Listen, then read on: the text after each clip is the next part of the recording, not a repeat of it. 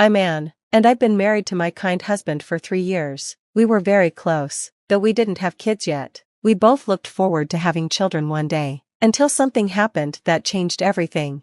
Let me tell you what happened. My husband was always kind to everyone, not just me. My parents loved him, too. I also had a sister who worked a lot. My husband got along well with her, even though she focused only on her job. But then, suddenly, my husband's work got busier. He started coming home late and even worked on his days off. He seemed to have a new team to manage and was always on his phone talking to them. Looking back, people might have thought something was off, but I didn't suspect anything. I just worried about him getting too tired. One day, my sister, who lived alone, needed help finding furniture for her new job. She asked me to take her shopping, but I got a call from my boss and had to go to the office. Since it was my sister's only free day, I didn't know what to do. Then I remembered that my husband had the day off, so I asked him to help. He agreed, even though it felt a little awkward. He also said he needed to borrow my car since his was being repaired. I was grateful and went to take care of work. It was the first time my husband and my sister were out together, so I wondered if they were doing okay, if they found the right furniture, and so on. When I finished at work, it was dark, and I pulled out my phone to call them and plan dinner. That's when I got a call from an unknown number. "Hello, am I speaking to John's family?" a man asked. It was a stranger. "Yes, I'm his wife. This is the police. Your husband has been in an accident." The police officer told me that my husband's car had crashed, and he and his female passenger, my sister, were unconscious. I don't remember what happened next, but I rushed to the hospital. When I arrived, I told the staff my name, and they took me to the ICU. Through the glass, I could see my husband, connected to tubes and wrapped in bandages. I was scared about what would happen to him. My mother, who lived far away, finally came, and we spent a long night at the hospital. The police gave us more details. They said my husband had been driving on a clear road when another car ran a red light and hit him. The other driver was also badly hurt and treated at the same hospital. However, the driver said that my husband's car had been acting strangely before the crash, and they were investigating if he had fallen asleep while driving. A few days later, my husband and my sister woke up, and the doctors did some tests. My mother and I went to hear the results. The doctors said they would survive, but might have disabilities. We were relieved they were alive and hoped they would recover with rehabilitation. We didn't tell them about the disabilities. Instead, we only told them positive things. My mother cared for my sister, and I took care of my husband.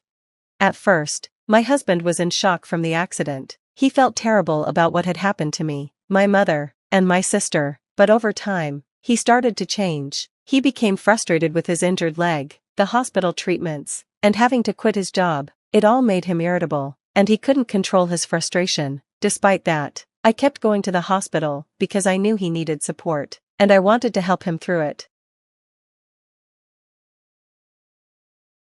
One day, a police detective came to the hospital with some news. He said that the brake fluid in my car had leaked, which might have caused the accident. It seemed that the car had been acting strange before the crash. Because of that, he suggested that this could explain what happened.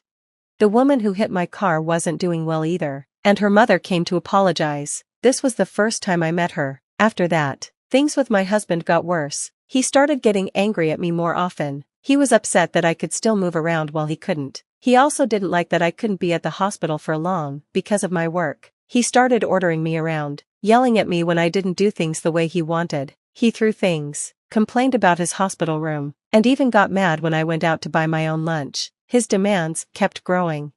I felt bad for him, but I had to work to pay the bills, and there was a lot to take care of, like dealing with the police and talking to the hospital. I didn't even have time to relax. My husband's attitude was becoming too much to handle. It was clear he was feeling trapped. My sister seemed to be in a similar situation, and my mother was getting more and more tired. I even heard that my sister was asking my mother, who didn't have a job, to do even more for her.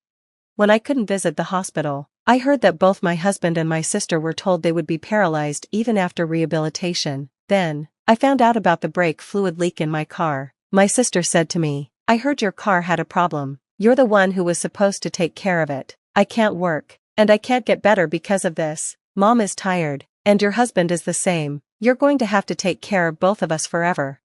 My sister blamed me so much. It shocked me. I called my mother, who told me that my sister had been like this for a long time. My mother said she was too tired to go to the hospital anymore, still worried about my husband. I went to the hospital. When I got there, I couldn't find him in his room, so I went to the common room and saw him sitting alone with my sister. Visiting hours were almost over, and the room was empty except for them. My husband looked at me angrily and said, "I heard if you had just taken the car in for an inspection, none of this would have happened." He then turned to me and said, "You're the reason my sister and I are in this mess. The insurance will pay for it, but you'll be taking care of us for the rest of your life. Don't forget that." That's when I snapped. I asked him, "Since when have you and my sister gotten so close?" He looked confused and asked, "What do you mean?" I replied, "You never visited her much, and now your mom sent her a message saying she can stay because neither of us can leave the hospital, but you're still talking to her more than to your wife?" It felt like my husband and sister were teaming up against me. "I know, right?" I said sarcastically. "You two hadn't seen each other for a long time before the accident, right?" My husband ignored my question, and my sister didn't even look at me. She just nodded when he said she would take care of them both for the rest of their lives. I didn't expect an answer, but I kept asking, hoping they'd understand how I felt. "I wonder if the woman who crashed into your car is getting better now," I said.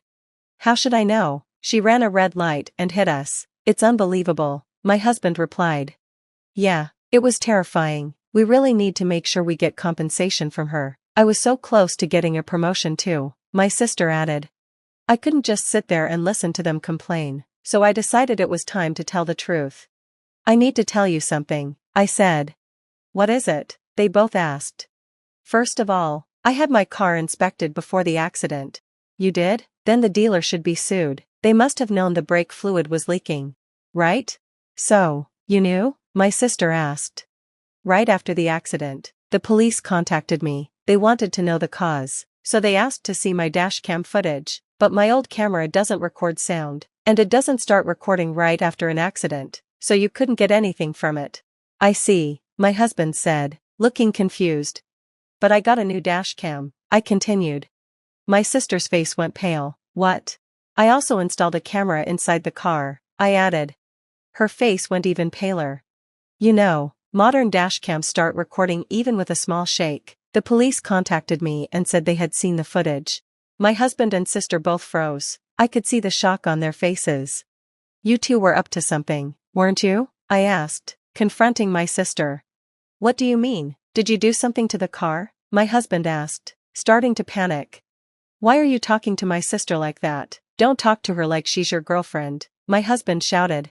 I paused, then said, "I told you earlier, the camera records with just a slight vibration, and guess what? The footage has plenty of intimate moments between you two." I couldn't believe it when the police asked if my sister was in the car with my husband. My husband's face went pale. "You were having an affair this whole time?" I said. "You were both lying to me." My husband started blaming my sister. "Mary isn't the only one to blame here." Just then, the mother of the woman who crashed into my car arrived at the hospital. I had invited her. "Do you have anything to say to her?" I asked my sister. My sister looked confused. "Who is this?" "This is the mother of the woman who hit you," I said. "She's the one who should be paying for all of this." My husband stopped talking when he saw the woman crying. "Her name is Alice. I'm sure you know who she is," I added. My husband's face went completely white, and my sister was in shock. "Wait, do you know the woman who was driving the car?" my sister asked. "That means they knew it was your car that they crashed into," I explained. "Who is she?" my husband asked, looking lost. I decided to tell my sister everything. She was having an affair with John. He told her he was going to divorce me, but he didn't. When Alice lied and said she was pregnant with his child, John told her to get an abortion. After that, she couldn't get in touch with him, and she wanted to hurt me to get revenge. "Wait, so that means..." "Right, you were in the wrong place at the wrong time." "I can't believe this ruined my life," my sister moaned. "The truth is, there's nothing you can do now, no matter how much you cry or scream. You're not exactly an innocent person in all of this," I said, letting out all my frustration. "Now you understand what happened. You were having an affair with my husband, and Mary tampered with my car's brake fluid to hurt me, but she got in the car herself and ended up in an accident. I'm the victim here. I was willing to try and work things out if you apologized and confessed, but you never did. You treated me horribly instead." Do you remember when we signed our divorce papers right after we got married? I never thought I'd use them, but I've submitted them today. We're done. Goodbye. With that, I left the dark, quiet hospital, feeling lighter for finally expressing everything I'd been holding inside. My mother was deeply shocked when she found out the truth. Not only was she devastated by my sister's affair, but she also felt the weight of having to care for her disabled daughter alone. Although I cut ties with John and Mary, I couldn't leave my mother to handle everything on her own. So, I reached out to the woman responsible for the accident, apologized, and asked her to compensate my sister, who was caught up in the accident by mistake, so my mother wouldn't have to worry. 2 years have passed since then. John and I are divorced, and I'm living on my own. Our divorce surprised my coworkers because we had been seen as such a close couple. Afterward, many men started approaching me, asking for advice. I thought maybe it was just a phase where men are attracted to recently divorced women, but even though I had some interest in them, the image of my ex-husband still lingered in the back of my mind, and I couldn't bring myself to date again. Instead, I focused on my career. I studied hard for a certification exam and even enrolled in an online business school after work. When I was married, I never imagined I would want to do something like that. I had never envied my sister, a career woman, and never thought I'd want to be one, but here I was, naturally working toward that goal. Life is strange, I thought. After the divorce, John moved back in with his parents, but they saw him as a burden. His relatives blamed him for his actions toward me, and I heard he wasn't doing well mentally. He had been acting violently, causing trouble for everyone around him. My sister also moved back home, but she became mentally ill and continued to act selfishly. My mother, exhausted, used my sister's savings and the accident compensation to put her in a care home. She had asked for my opinion, but I didn't oppose it. I told her she could do whatever she felt was best. If I hadn't realized what was going on, I would have spent my life as a slave to both of them. I'm glad I woke up when I did. I passed the certification exam I had been working toward, and I was transferred to a department where I could use my skills. I became close with the teacher from my online business school, and we're soon to be married, not to someone who's just kind to everyone, but to someone who's very kind to me. When I come home late from work, he makes sure to come home early to prepare dinner for us. I cherish this small happiness. Those are the thoughts I carry with me as I head home to where my partner waits for me. Move out. You're obstructing a pregnant woman gently caressing her belly, Alicia instructed. I pondered Alicia's comment, wondering if pregnant women truly displayed a kinder expression. Observing the malice on Alicia's face, I shot a quick glance at David. You can sleep in the storage room, Alicia suggested, and David concurred. My lifelong love for him waned instantly, though a touch of sentiment lingered, leaving me somewhat melancholic. All right then, I replied, and in response, David happily took Alicia's hand. Alicia gazed dreamily at David, and witnessing their intimacy replaced my melancholy with anger bubbling up from within. I'll leave by tomorrow, yeah. Oh, maybe you should stay out tonight after all. This is now mine and Alicia's home, David proclaimed joyously. I nodded slightly before exiting the house, contemplating what lay ahead and cracking a smile. My name is Catherine Taylor. I'm a 46-year-old housewife. Before marriage, I worked intensely, but that was over 20 years ago. Nowadays, I enjoy daily chores and sipping coffee. Just an ordinary middle-aged lady. My hobby is investing. I've been doing it since before marriage.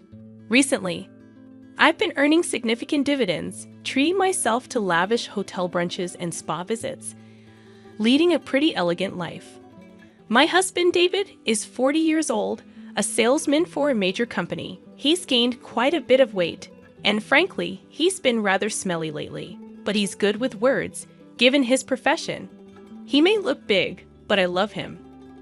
I felt he should probably lose some weight for health reasons, but he had this cute, mascot-like appeal, so I didn't see the need to force him into a diet. David and I have a daughter, Emily. She inherits David's features. Slim, almost model-like in beauty. Not just in appearance, she's academically top of her class and excels in sports, even making it to national competitions. She's also humble and works hard. It feels like we, the geese, gave birth to a swan. Both David and I dote on Emily, and we've often been told we're overprotective.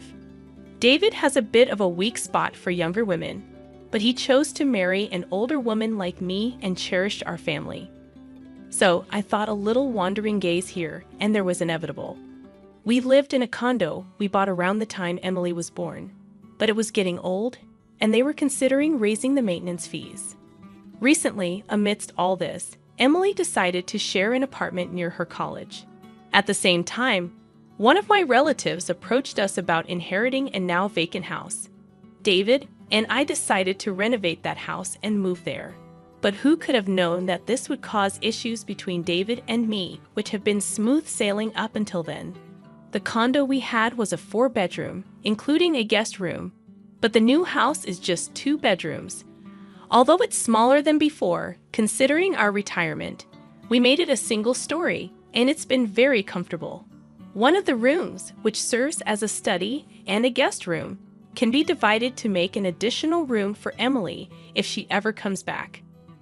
David started coming home late every night to work dinners, and somehow always found reasons to go out, even on weekends. Sleeping next to David, who would come home reeking of alcohol and cigarettes, was unbearable for me, even if we had separate beds. Because of that, even though we originally shared a bedroom, I've been sleeping in the study ever since we moved. When it came time to send out moving announcements, I mailed letters to various places. David isn't good with that sort of thing. So I took the initiative to send letters on his behalf to his family and relatives. As for me, since my parents have passed away, I simply wrote a brief note and sent it to friends and relatives on my mother's side. I haven't been in contact with any relatives from my father's side because of my half-sister, Alicia. Alicia is my half-sister, 14 years younger than me. When I was in 7th grade, my mother passed away, and about 6 months later, my father remarried. Alicia was born to him and his new wife at the time of their marriage. Alicia was already 2 years old. So I initially thought it was a union of 2 families with kids. About 5 years into their marriage, my father and his new wife were involved in an accident and never returned. At their funeral, relatives from my dad's side told me that he and his new wife had been childhood friends, and everyone had always thought they would end up together. However, my mom had set them up through her boss, and my dad felt he couldn't refuse, leaving his childhood friend out in the cold. To think that behind their smiles, my dad had a child with his second wife was a huge shock to me. Every time we had a family gathering, Alicia's favorite foods were served. She had brand-name clothes, and she got the biggest room all to herself. If she said she wanted to go somewhere, they'd take her immediately. Meanwhile, I was burdened with all the chores, from preparing meals to doing laundry. I had to work part-time jobs, and all the money I earned was taken away. I also had a small storage room under the stairs, and I had to beg for even basic necessities. By the time Alicia was in elementary school, she had heard about my mom from the relatives and started looking down on me. I worked several part-time jobs to save money and finally moved out. It was impossible for me to harbor any positive feelings towards Alicia, and I never told her about my marriage or that I had a child. A few weeks after moving, I was having tea and relaxing when the doorbell rang. When I answered, a man's voice mumbled delivery, and on the screen was a person looking down. I thought maybe David had ordered something and opened the door, only to be left speechless. "Oh, Alicia, why are you here?" "Hi, sis. Long time no see. Just thought I'd drop by," Alicia said while wearing the hat I saw on the intercom. She wasn't a delivery person, but my half-sister. Without waiting for a response, she walked past me, entered the living room, and sat down on the couch. I followed her in a hurry, stood in front of her, and looked down. "I figured you wouldn't open the door if you knew it was me, so I used a recorded voice. That's just low. Geez, you're scary." I raised my voice at Alicia, and she feigned fear in an exaggerated way. However, it was clear she was just putting on a show, and the proof was that Alicia had a smirk on her face. "I came for a visit," Alicia said, speaking nonsense, getting a cold response from me. Yet she grinned and started explaining the reason for her unexpected visit. "But sis, You never even told me where you live. I got married, but my husband is always on business trips, and it's getting boring. Plus, once my belly starts getting bigger, moving around becomes a hassle, right? Everyone told me to come stay with you. Just go home. I don't even want anything to do with you. Well, too bad. I already came here planning to stay with you. Listening to Alicia's audacious words only irked me further.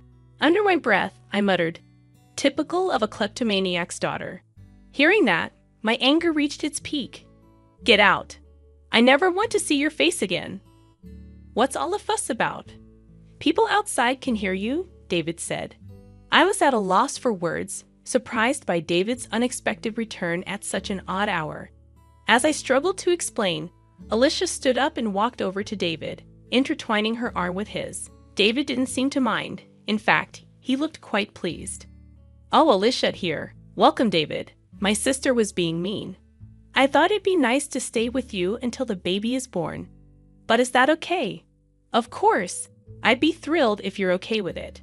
You can stay as long as you want." I stood there in disbelief, silently observing the exchange between David and Alicia. The intimacy they shared seemed more like that of lovers than mere siblings-in-law. "David, what's going on?" I managed to utter, but he dismissed me, accusing me of being jealous of my cute little sister. His words left me speechless, considering I had confided in him about my family situation before our marriage. "We have a spare bed in the guest room. You can stay there," David offered casually. Alicia seized the opportunity, expressing her desire to sleep in the same room with him. Their mushy conversation gave me a headache, and as they went to the bedroom arm in arm, I couldn't shake a bad feeling. Peeking into the room after several minutes, I discovered them embracing each other, living out what felt like a dream for Alicia. "The baby is thrilled too, living with Daddy," Alicia exclaimed, dropping the bombshell that David was the father. As they kissed, I watched through the crack in the door, tears streaming down my face. From that day on, they treated me like a housemaid. I complied, but silently began gathering evidence against them, contemplating divorce. One day, Alicia arrogantly demanded I leave the room, claiming she, a pregnant woman, needed space. The spiteful look on her face contradicted the gentleness usually associated with expectant mothers. Looking at David for support, he sided with Alicia, causing any lingering feelings I had for him to vanish. Still, a touch of sadness remained as David happily took Alicia's hand, sealing my decision to leave. "I'll leave tomorrow," I declared, prompting an elated David to suggest I find somewhere else to stay that night. "This is now my and Alicia's home." I supplely nodded, leaving them to enjoy their laughter while they could. Stepping outside, a grin formed on my face as I contemplated what lay ahead. That night, I checked into a hotel, making plans for the next phase. The following day, I scheduled a moving company and headed to City Hall to start anew. Excitement and thoughts of newfound freedom kept me awake, but my spirit remained high. To my surprise, upon returning home, I found the moving company already confused, as the house appeared empty. A small box with a note greeted me, containing some of my cherished belongings carelessly thrown in. Adding insult to injury, David's wedding ring lay at the bottom of the box.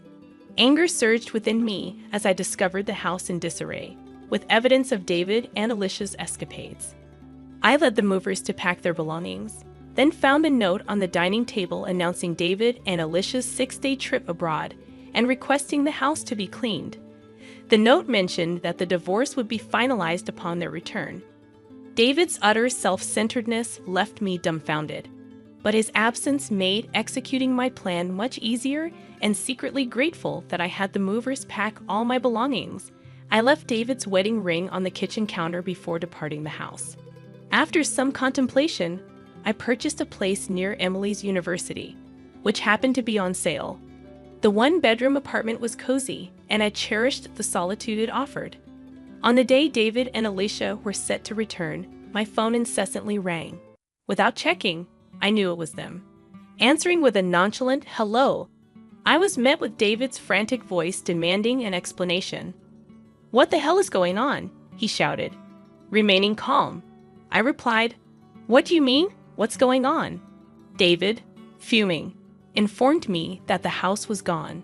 Bursting into laughter, I explained, "Well, it was my house, and if I'm not going to live there, why keep it? We were living there, weren't we? Don't worry, everything's safely stored in a storage unit. I'll text you the location and access code." David demanded I bring back the house, but I retorted that it was under my name, and the money used to build it was from my investments, not a dime from him. David seemed to recall his lack of involvement when the house was built, a fact he had conveniently forgotten.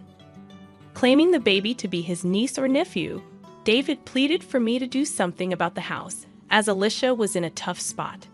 I informed him that I had known about their relationship since Alicia barged into our house.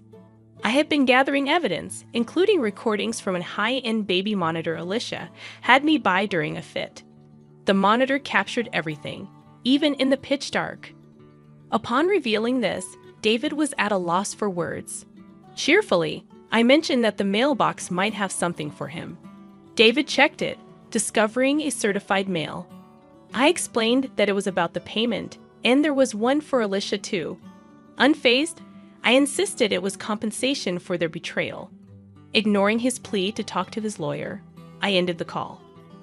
A barrage of calls followed, which I ignored. My old phone, used for evidence, wouldn't be an issue if left alone. After an hour of incessant calling, David seemed to give up. The attorney reached out, sounding weary.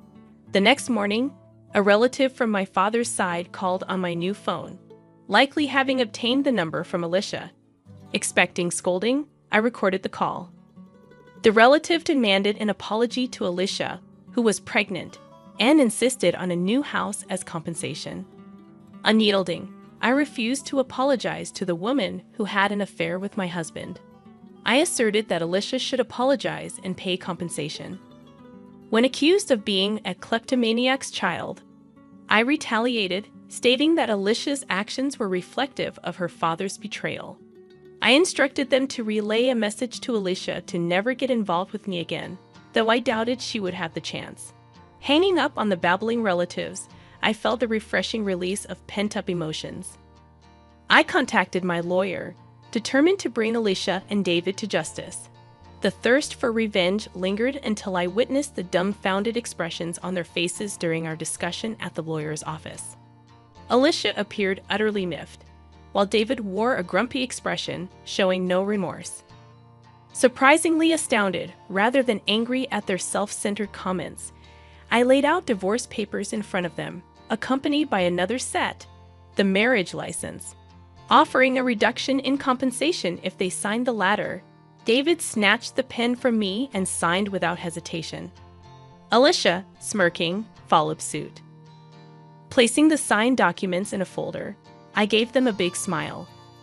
"I'll submit these to the county office," I announced.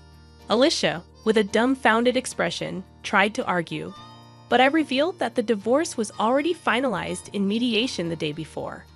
Her lack of awareness stemmed from disregarding multiple summonses. As Alicia and David processed this information, I dropped another bombshell: the possibility of David denying the father-child relationship with the unborn child.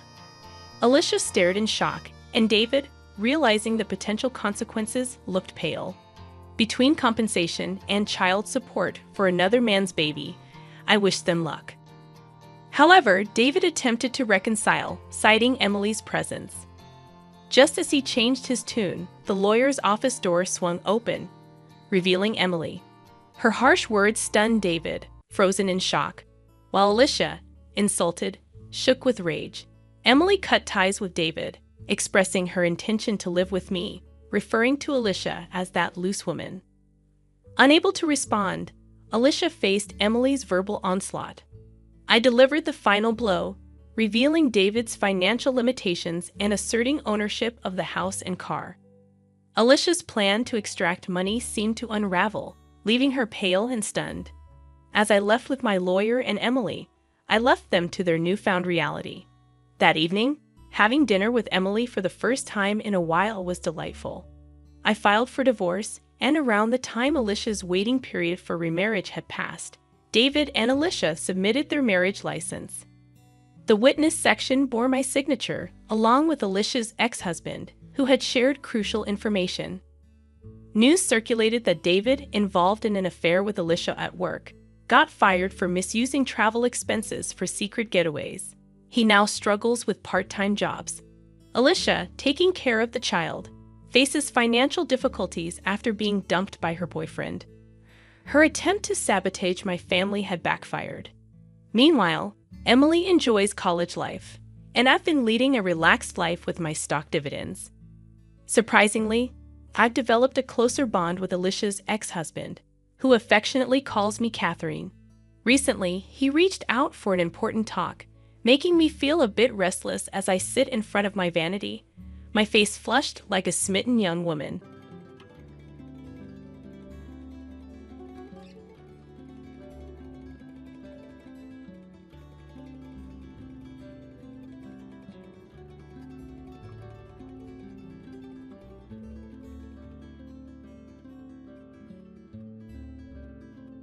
"Move out. You're obstructing a pregnant woman gently caressing her belly," Alicia instructed. I pondered Alicia's comment, wondering if pregnant women truly displayed a kinder expression. Observing the malice on Alicia's face, I shot a quick glance at David. "You can sleep in the storage room," Alicia suggested, and David concurred. My lifelong love for him waned instantly, though a touch of sentiment lingered, leaving me somewhat melancholic. "All right then," I replied, and in response, David happily took Alicia's hand. Alicia gazed dreamily at David, and witnessing their intimacy replaced my melancholy with anger bubbling up from within. "I'll leave by tomorrow, yeah. Oh, maybe you should stay out tonight after all. This is now mine and Alicia's home," David proclaimed joyously. I nodded slightly before exiting the house, contemplating what lay ahead and cracking a smile. My name is Catherine Taylor. I'm a 46-year-old housewife. Before marriage, I worked intensely, but that was over 20 years ago. Nowadays, I enjoy daily chores and sipping coffee, just an ordinary middle-aged lady. But my hobby is investing. I've been doing it since before marriage. Recently, I've been earning significant dividends, treating myself to lavish hotel brunches and spa visits, leading a pretty elegant life. My husband, David, is 40 years old, a salesman for a major company. He's gained quite a bit of weight, and frankly, he's been rather smelly lately. But he's good with words, given his profession. He may look big, but I love him.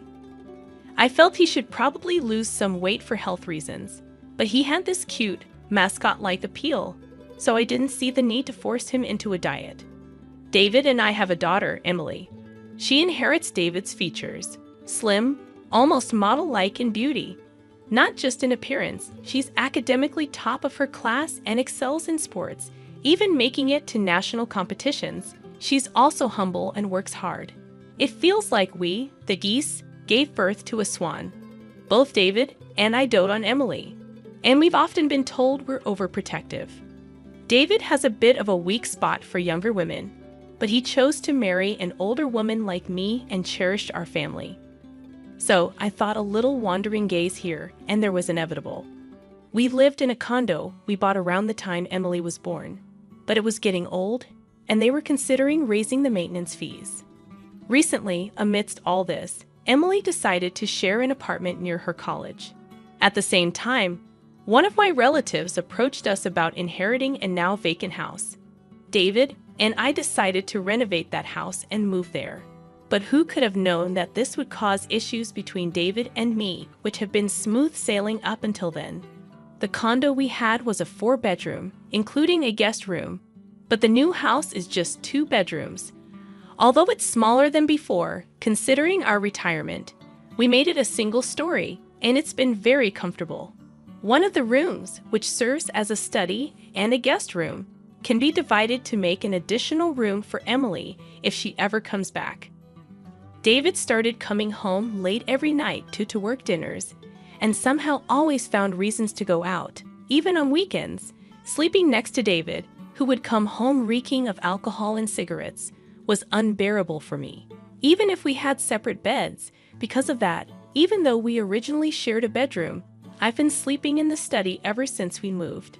When it came time to send out moving announcements, I mailed letters to various places. David isn't good with that sort of thing. So I took the initiative to send letters on his behalf to his family and relatives. As for me, since my parents have passed away, I simply wrote a brief note and sent it to friends and relatives on my mother's side. I haven't been in contact with any relatives from my father's side because of my half-sister, Alicia. Alicia is my half-sister, 14 years younger than me. When I was in 7th grade, my mother passed away, and about 6 months later, my father remarried. Alicia was born to him and his new wife at the time of their marriage. Alicia was already 2 years old, so I initially thought it was a union of two families with kids. About 5 years into their marriage, my father and his new wife were involved in an accident and never returned. At their funeral, relatives from my dad's side told me that he and his new wife had been childhood friends and everyone had always thought they would end up together. However, my mom had set them up through her boss, and my dad felt he couldn't refuse, leaving his childhood friend out in the cold. To think that behind their smiles, my dad had a child with his second wife was a huge shock to me. Every time we had a family gathering, Alicia's favorite foods were served. She had brand-name clothes, and she got the biggest room all to herself. If she said she wanted to go somewhere, they'd take her immediately. Meanwhile, I was burdened with all the chores, from preparing meals to doing laundry. I had to work part-time jobs, and all the money I earned was taken away. I also had a small storage room under the stairs, and I had to beg for even basic necessities. By the time Alicia was in elementary school, she had heard about my mom from the relatives and started looking down on me. I worked several part-time jobs to save money and finally moved out. It was impossible for me to harbor any positive feelings towards Alicia, and I never told her about my marriage or that I had a child. A few weeks after moving, I was having tea and relaxing when the doorbell rang. When I answered, a man's voice mumbled delivery, and on the screen was a person looking down. I thought maybe David had ordered something and opened the door, only to be left speechless. "Oh, Alicia, why are you here?" "Hi, sis. Long time no see. Just thought I'd drop by," Alicia said while wearing the hat I saw on the intercom. She wasn't a delivery person, but my half-sister. Without waiting for a response, she walked past me, entered the living room, and sat down on the couch. I followed her in a hurry, stood in front of her, and looked down. "I figured you wouldn't open the door if you knew it was me, so I used a recorded voice. That's just low. Geez, you're scary." I raised my voice at Alicia, and she feigned fear in an exaggerated way. However, it was clear she was just putting on a show, and the proof was that Alicia had a smirk on her face.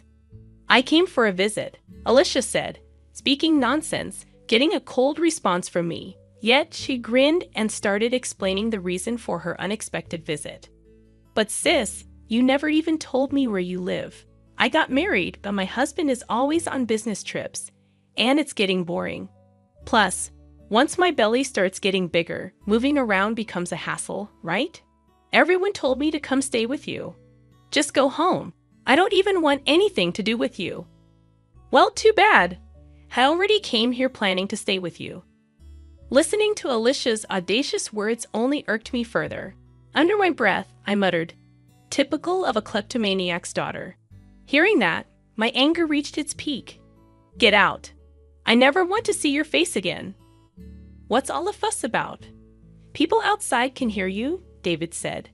I was at a loss for words, surprised by David's unexpected return at such an odd hour. As I struggled to explain, Alicia stood up and walked over to David, intertwining her arm with his. David didn't seem to mind. In fact, he looked quite pleased. "Oh, Alicia here. Welcome, David. My sister was being mean. I thought it'd be nice to stay with you until the baby is born. But is that okay?" "Of course. I'd be thrilled if you're okay with it. You can stay as long as you want." I stood there in disbelief, silently observing the exchange between David and Alicia. The intimacy they shared seemed more like that of lovers than mere siblings-in-law. "David, what's going on?" I managed to utter, but he dismissed me, accusing me of being jealous of my cute little sister. His words left me speechless, considering I had confided in him about my family situation before our marriage. "We have a spare bed in the guest room. You can stay there," David offered casually. Alicia seized the opportunity, expressing her desire to sleep in the same room with him. Their mushy conversation gave me a headache, and as they went to the bedroom arm in arm, I couldn't shake a bad feeling. Peeking into the room after several minutes, I discovered them embracing each other, living out what felt like a dream for Alicia. "The baby is thrilled too, living with Daddy," Alicia exclaimed, dropping the bombshell that David was the father. As they kissed, I watched through the crack in the door, tears streaming down my face. From that day on, they treated me like a housemaid. I complied, but silently began gathering evidence against them, contemplating divorce.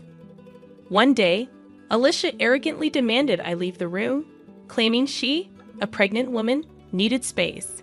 The spiteful look on her face contradicted the gentleness usually associated with expectant mothers. Looking at David for support, he sided with Alicia, causing any lingering feelings I had for him to vanish. Still, a touch of sadness remained as David happily took Alicia's hand, sealing my decision to leave. "I'll leave tomorrow," I declared, prompting an elated David to suggest I find somewhere else to stay that night.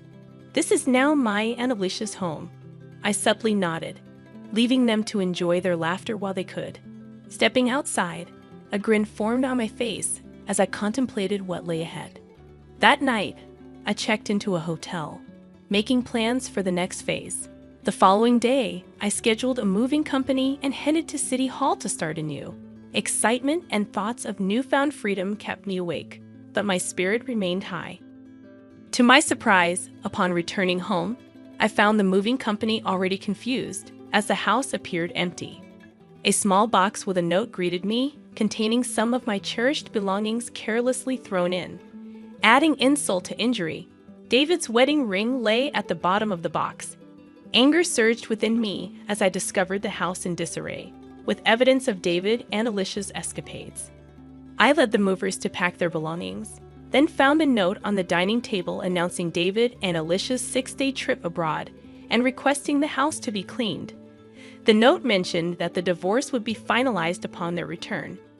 David's utter self-centeredness left me dumbfounded, but his absence made executing my plan much easier and secretly grateful that I had the movers pack all my belongings. I left David's wedding ring on the kitchen counter before departing the house. After some contemplation, I purchased a place near Emily's university, which happened to be on sale. The one-bedroom apartment was cozy, and I cherished the solitude it offered. On the day David and Alicia were set to return, my phone incessantly rang. Without checking, I knew it was them. Answering with a nonchalant hello, I was met with David's frantic voice demanding an explanation. "What the hell is going on?" he shouted.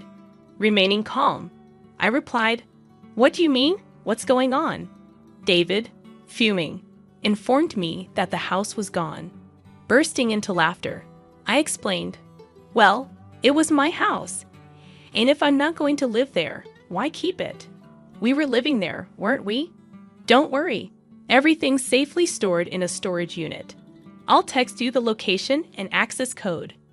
David demanded I bring back the house, but I retorted that it was under my name, and the money used to build it was from my investments, not a dime from him.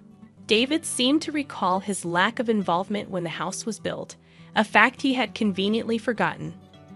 Claiming the baby to be his niece or nephew, David pleaded for me to do something about the house, as Alicia was in a tough spot. I informed him that I had known about their relationship since Alicia barged into our house. I had been gathering evidence, including recordings from a high-end baby monitor Alicia had me buy during a fit. The monitor captured everything, even in the pitch dark. Upon revealing this, David was at a loss for words. Cheerfully, I mentioned that the mailbox might have something for him. David checked it, discovering a certified mail. I explained that it was about the payment, And there was one for Alicia too. Unfazed, I insisted it was compensation for their betrayal. Ignoring his plea to talk to his lawyer, I ended the call. A barrage of calls followed, which I ignored. My old phone, used for evidence, wouldn't be an issue if left alone. After an hour of incessant calling, David seemed to give up. The attorney reached out, sounding weary. The next morning, a relative from my father's side called on my new phone, likely having obtained the number from Alicia. Expecting scolding, I recorded the call. The relative demanded an apology to Alicia, who was pregnant, and insisted on a new house as compensation. Unyielding, I refused to apologize to the woman who had an affair with my husband. I asserted that Alicia should apologize and pay compensation. When accused of being a kleptomaniac's child, I retaliated, stating that Alicia's actions were reflective of her father's betrayal.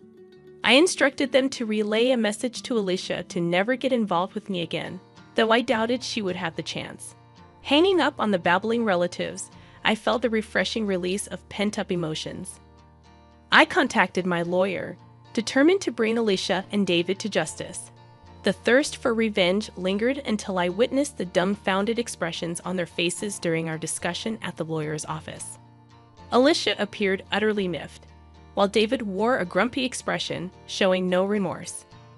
Surprisingly astounded, rather than angry at their self-centered comments, I laid out divorce papers in front of them, accompanied by another set, the marriage license, offering a reduction in compensation if they signed the latter. David snatched the pen from me and signed without hesitation. Alicia, smirking, followed suit. Placing the signed documents in a folder, I gave them a big smile. "I'll submit these to the county office," I announced. Alicia, with a dumbfounded expression, tried to argue, but I revealed that the divorce was already finalized in mediation the day before. Her lack of awareness stemmed from disregarding multiple summonses.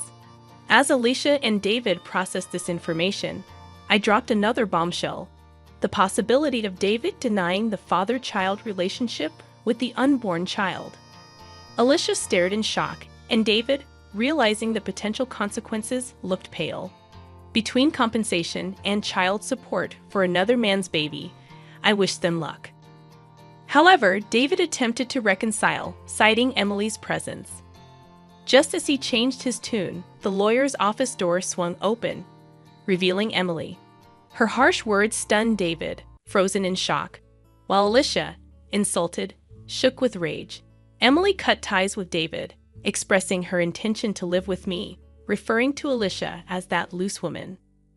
Unable to respond, Alicia faced Emily's verbal onslaught. I delivered the final blow, revealing David's financial limitations and asserting ownership of the house and car. Alicia's plan to extract money seemed to unravel, leaving her pale and stunned. As I left with my lawyer and Emily, I left them to their newfound reality. That evening, having dinner with Emily for the first time in a while was delightful. I filed for divorce, and around the time Alicia's waiting period for remarriage had passed, David and Alicia submitted their marriage license.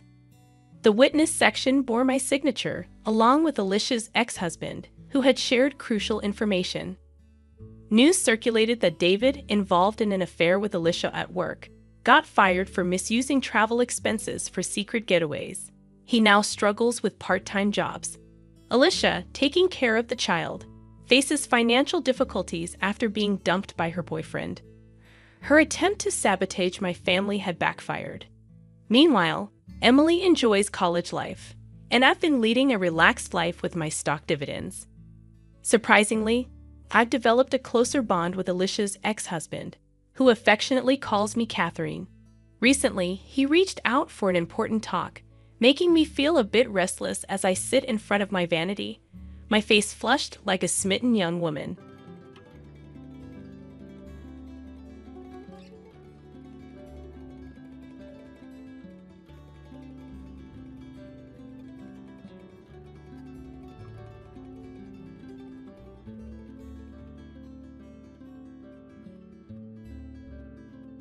They were like strange creatures I'd never seen before. They congratulated me on marrying my brother, They said my dress was nice, but then one of them suggested that hers looked better.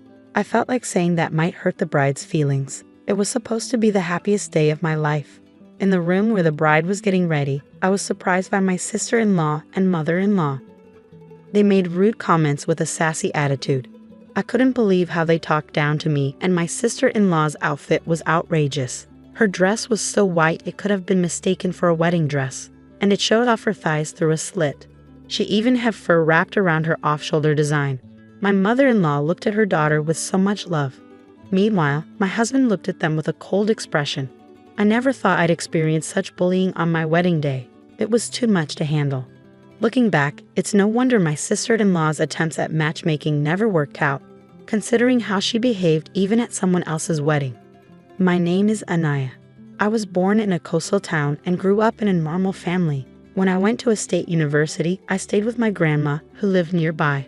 Living with her, someone who always cared for me, was my dream. Her cozy old house blended Western and ethnic styles, giving it a nostalgic feel that I adored. Even after finding a job, I chose to stay there, enjoying moments on the balcony, chatting with grandma, and snacking on seasonal fruit. When grandma got sick, I took over caring for the house, hoping she'd recover, but sadly that wish never came true. As grandma's health declined, she moved to a facility in our hometown. I want to look after grandma, I insisted, but she smiled and told me, "You've done more than enough. I want you, Anaya, to find happiness." After grandma passed away, I married Jesse, who had always been there for me. Now we live in a house filled with memories of grandma, but our peaceful newlywed life is often disrupted by two troublesome women. How did someone like you, with such an ordinary face and slim figure, end up marrying my brother? One day, my mother-in-law asked me to make lunch for my sister-in-law, who had a meeting with the neighborhood association. Instead of thanks, my sister-in-law greeted me with sarcasm. I just wanted to leave, but if I did, they'd likely follow me home. Satisfied with her own conclusion, sister-in-law said, "Ask your brother." "Well, maybe you two are a good match since he's not that great either." Then she quickly ate the curry I made. I think she believes that eating slowly in front of men makes her more attractive. My sister-in-law might seem mischievous, but what's really scary is her lack of consideration for others. She looks down on everyone, including me and her own brother, without a second thought. It's really tiring. And dealing with her mother, who raised her, is even more challenging. Instead of simply disliking me, my mother-in-law seems more focused on boosting her daughter up by putting me down and giving me orders. That's why she always asks me to do things.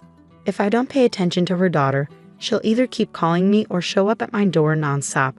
It's like a never-ending nightmare. Mother-in-law always made it clear that her daughter was her top priority and didn't seem to care much about her son, my husband. He insists he wasn't mistreated, but he also says he never felt valued. His father left for a work assignment 10 years ago and never came back, even after retiring. Despite this, he still sends money for their living expenses, so it seems neither mother-in-law nor sister-in-law care much about him. My husband tries to talk to them about their behavior, but they ignore him. To them, he's just another person to look down on. It broke my heart to see my husband suffer more than me, and I often gave in to mother-in-law's demands, which was a mistake. The two of them became increasingly difficult to bear, and as a couple, we grew exhausted. We couldn't continue like this. So determined, my husband and I decided to come up with a plan. Just when we were almost ready, mother-in-law and sister-in-law unexpectedly came to our house. It was a hot summer day, and my husband was at work. With reluctance, I greeted them. "Hello, sister-in-law. What brings you here?" Just because we're your cute sister-in-law and mother-in-law doesn't mean we need a reason to visit. You need to work on that stingy attitude. It's hot outside. Let us in. You're so thoughtless, sister-in-law snapped. I really didn't want to welcome them into Grandma's cherished house, but to avoid making a scene, I reluctantly let them in. I served them coffee and some cookies I had baked the day before. "What? No cake?" Sister-in-law complained. "I'm sorry we came unannounced." "Well, it's fine. Your cooking is all right, even if it's a bit simple," mother-in-law added. "That's true. We'll give you that," sister-in-law agreed. Strangely, their compliments felt more eerie than nice. "The house is old but roomy. It's decent," mother-in-law remarked. "To me, this house is just right," sister-in-law added. "Elle is getting married," mother-in-law suddenly dropped the bombshell. Wait, this self-centered sister-in-law. I was briefly shocked, but her getting married wasn't all that surprising. She often boasted about her shapely figure and her direct approach with men. It seemed to work on gullible men or those seeking casual relationships. So, is it with the guy you had an affair with? I remembered a man she had mentioned before. It wasn't an affair, we just met in the wrong order. It's true love, but no, not him, she brushed off. The one who recently approached you? I just noticed his intense gaze and made the first move, but no, not him either. I met him at a speed dating event. He's the son of a wealthy man, mother-in-law proudly announced. That's right, I'm having a shotgun wedding with a rich guy. Good for Elle, unlike your brother who married someone like you, she added, taking a jab at me. I'm already pregnant, she continued, driving her point home. The speed dating event was about 3 months ago. She probably charmed an unsuspecting man. I feel sorry for him and his family, mother-in-law commented. Did you end things with the other guys? I asked. Not yet. They all adore me so much, I can't bring myself to break it off. It's bound to happen eventually. Elle is just so charming. But what truly makes Elle happy is money, sister-in-law explained. I had a feeling, but I still wondered if the child was really fathered by that wealthy man. We want to use this house for a pre-wedding family gathering. Their hidden agenda became clear. I was so disgusted that I blurted out my response, absolutely not. They glared at me, and to avoid a confrontation, I quickly tried to smooth things over. I didn't want to make a scene, so I scrambled to find the right words. I think a groom's family would prefer to see their future daughter-in-law's actual home, but our place is a bit messy, and it's just a small apartment. Then tidy up and stop smoking indoors, sister-in-law snapped back. But won't it seem odd if they're invited to the bride's brother's place? I expressed my worry. You're not understanding. We'll just say this is Elle's family home. What if they find out the truth? As long as you and your husband keep quiet, it'll be fine. You're getting married, so pretending just for the introduction won't fix anything. Once we're married, he's mine, and besides, I'm pregnant, sister-in-law asserted. It's not that simple. You're so thoughtful to be concerned. But why not just make this house truly belong to mom and dad? Sister-in-law's absurd suggestions left me speechless. Oh, come on. What a terrible idea. This house belongs to my grandma. It's not just up to me, I objected. Don't you understand? Once you're married, everything belongs to the husband's family. It's a common rule, sister-in-law argued. Well, you better get used to it. What's yours is now ours. So next Sunday, we'll bring the fiance and his family over. And make sure to prepare a fancy and cute meal, of course. We'll pretend Elle made it and even change the curtains to match Elle's teeth, mother-in-law chimed in. We're relying on you, sister-in-law, they said before leaving, imposing their wishes and convenience on me. All that was left was my boiling anger and a stack of dirty dishes. I'm sorry, we won't let them use it, my husband said that night, his heart heavy after hearing the news. Of course not, but even if we say no, they'll just force their way in. Maybe we should accelerate our plan. I could handle their mistreatment of me, but I won't stand for them disrespecting Grandma's house. We'll make them pay for all the bullying, so be prepared, I declared. The next day, I made several calls. Despite the sudden change of plans, everyone was understanding. I was truly thankful. Once everything was arranged, I called mother-in-law. Mother-in-law, I want to make sure Elle's wedding is perfect. Can we have a bit more time? We're planning to renovate to make it just right for the couple, I proposed. Anaya, I misjudged you. You're truly kind-hearted. But we need to get going with the wedding preparations, so please hurry, she replied. I understand. We'll be ready in 3 weeks. Why don't you start searching for a wedding venue? I suggested. You're very considerate.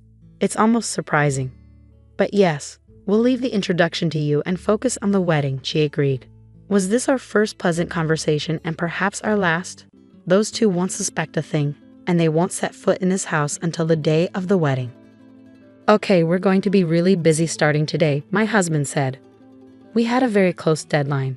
We would work really hard without much rest, but it was all for our future. 3 weeks later, the day my mother-in-law had set for meeting us arrived. My husband and I were nervous, waiting for her phone call. I could almost imagine my mother-in-law's angry face as she called. At 10 o'clock a.m., my phone rang, showing my mother-in-law's name. I answered the call. Anaya, what did you do? My mother-in-law's voice sounded very upset. I thought you'd like it. I made a perfect meal for you and Elle, I replied. What did you do? She asked again, her voice getting louder and more panicked. But her words were hard to understand. The place she brought her fiance's family to, pretending it was her home, wasn't Grandma's house anymore. I had prepared a new home and meal for them, but it seems they weren't happy about it. Mother-in-law's words were still hard to understand. She probably wanted me to explain everything to the other side. I'll do that. I'm sorry if I made you upset. Can you put me on speaker so the groomsmother can hear? I asked. The shouting stopped and a calm woman's voice came through. Are you Aaron's mother? It seems there's been a mix-up. Oh wait, not Aaron, sorry, she corrected herself. So Aaron finally left his wife for Elle, or is it Ivan Phil? I listed all the men my sister-in-law had been involved with. Anaya, stop it. Mother-in-law screamed, louder than before. The call ended. They were probably in the middle of a big argument. Ah, that felt satisfying. Anaya, my husband, who had listened to the whole conversation, looked at me with apology in his eyes. I'm sorry for making you do that. I should have handled it, he said, sounding regretful. No, remember I said I wanted to get back at them one last time for Grandma's beloved house. Come on, I've explained this. Grandma wanted me to be happy. I love that house, but you're more important to me than it. My mother, Grandma's heir, had planned to demolish the house, turning it into vacant land. It was earthquake resistant, but keeping up an old house is hard. I had been insisting on living there because of my love for it, but after marrying my husband and dealing with my mother-in-law and sister-in-law, I changed my mind. I didn't want them to ruin that house, but I didn't want to leave my husband either. So I wanted to say goodbye to Grandma's house with good memories. That's why I asked my husband to find a new job, and we prepared to move back to my hometown. We just sped up our plans. I had Grandma's house demolished and built a small dog house in the middle of the empty land with a tag that says L. It looked like a cozy log cabin, but it cost us a bit more than we planned. I even got some fancy dog food from the pet store. Everything was set. Grandma liked you. She wouldn't want us to break up because of that house, Anaya. I promise I won't waste the chance you've given me, my husband said, looking at me with sincerity. I trusted him when he made that decision. It's been a year and a half since then. After we moved to my hometown, my husband, who was a bit unsure at first about the fishermen in the neighborhood, has become even more popular with them than I am. He seems to really enjoy the coastal town's breeze and all the seafood dishes. His once pale skin now has some color to it. Seeing him happily eating grilled salmon for dinner makes me really happy, I told him. Did you check your emails today? My husband asked. No, nothing new. They're probably busy. We haven't talked to my mother-in-law and sister-in-law since that whole thing happened. My husband's phone is the only way we could reach them, I said. We found out about the doghouse situation from a neighbor who was friends with Grandma. The house my mother-in-law and sister-in-law showed Grandma was torn down. And now there's just a doghouse there. And from the dog food bowl, there's a fancy smell of perfume, I added. The two were really upset, saying it was all because of my brother's wife. When the fiance's family got a hint over the phone about my sister-in-law's bad taste in men, they confronted them. They got really nervous and couldn't give a clear answer. Later, the fiance's parents hired a detective to check on my sister-in-law's behavior, but they found nothing except lies and a lot of boyfriends. This made them do a DNA test on the unborn baby, and they found out it wasn't the rich man's. So the engagement was called off. The real father of the baby turned out to be one of the men my sister-in-law was seeing. He was happy to have a child with her, and they got married. But his mom was angry that her son was with an older woman she didn't like, so she insisted they all live together. Meanwhile, my mother-in-law was mad that her daughter was taken away, so she rented an apartment near the newlyweds and they fought a lot.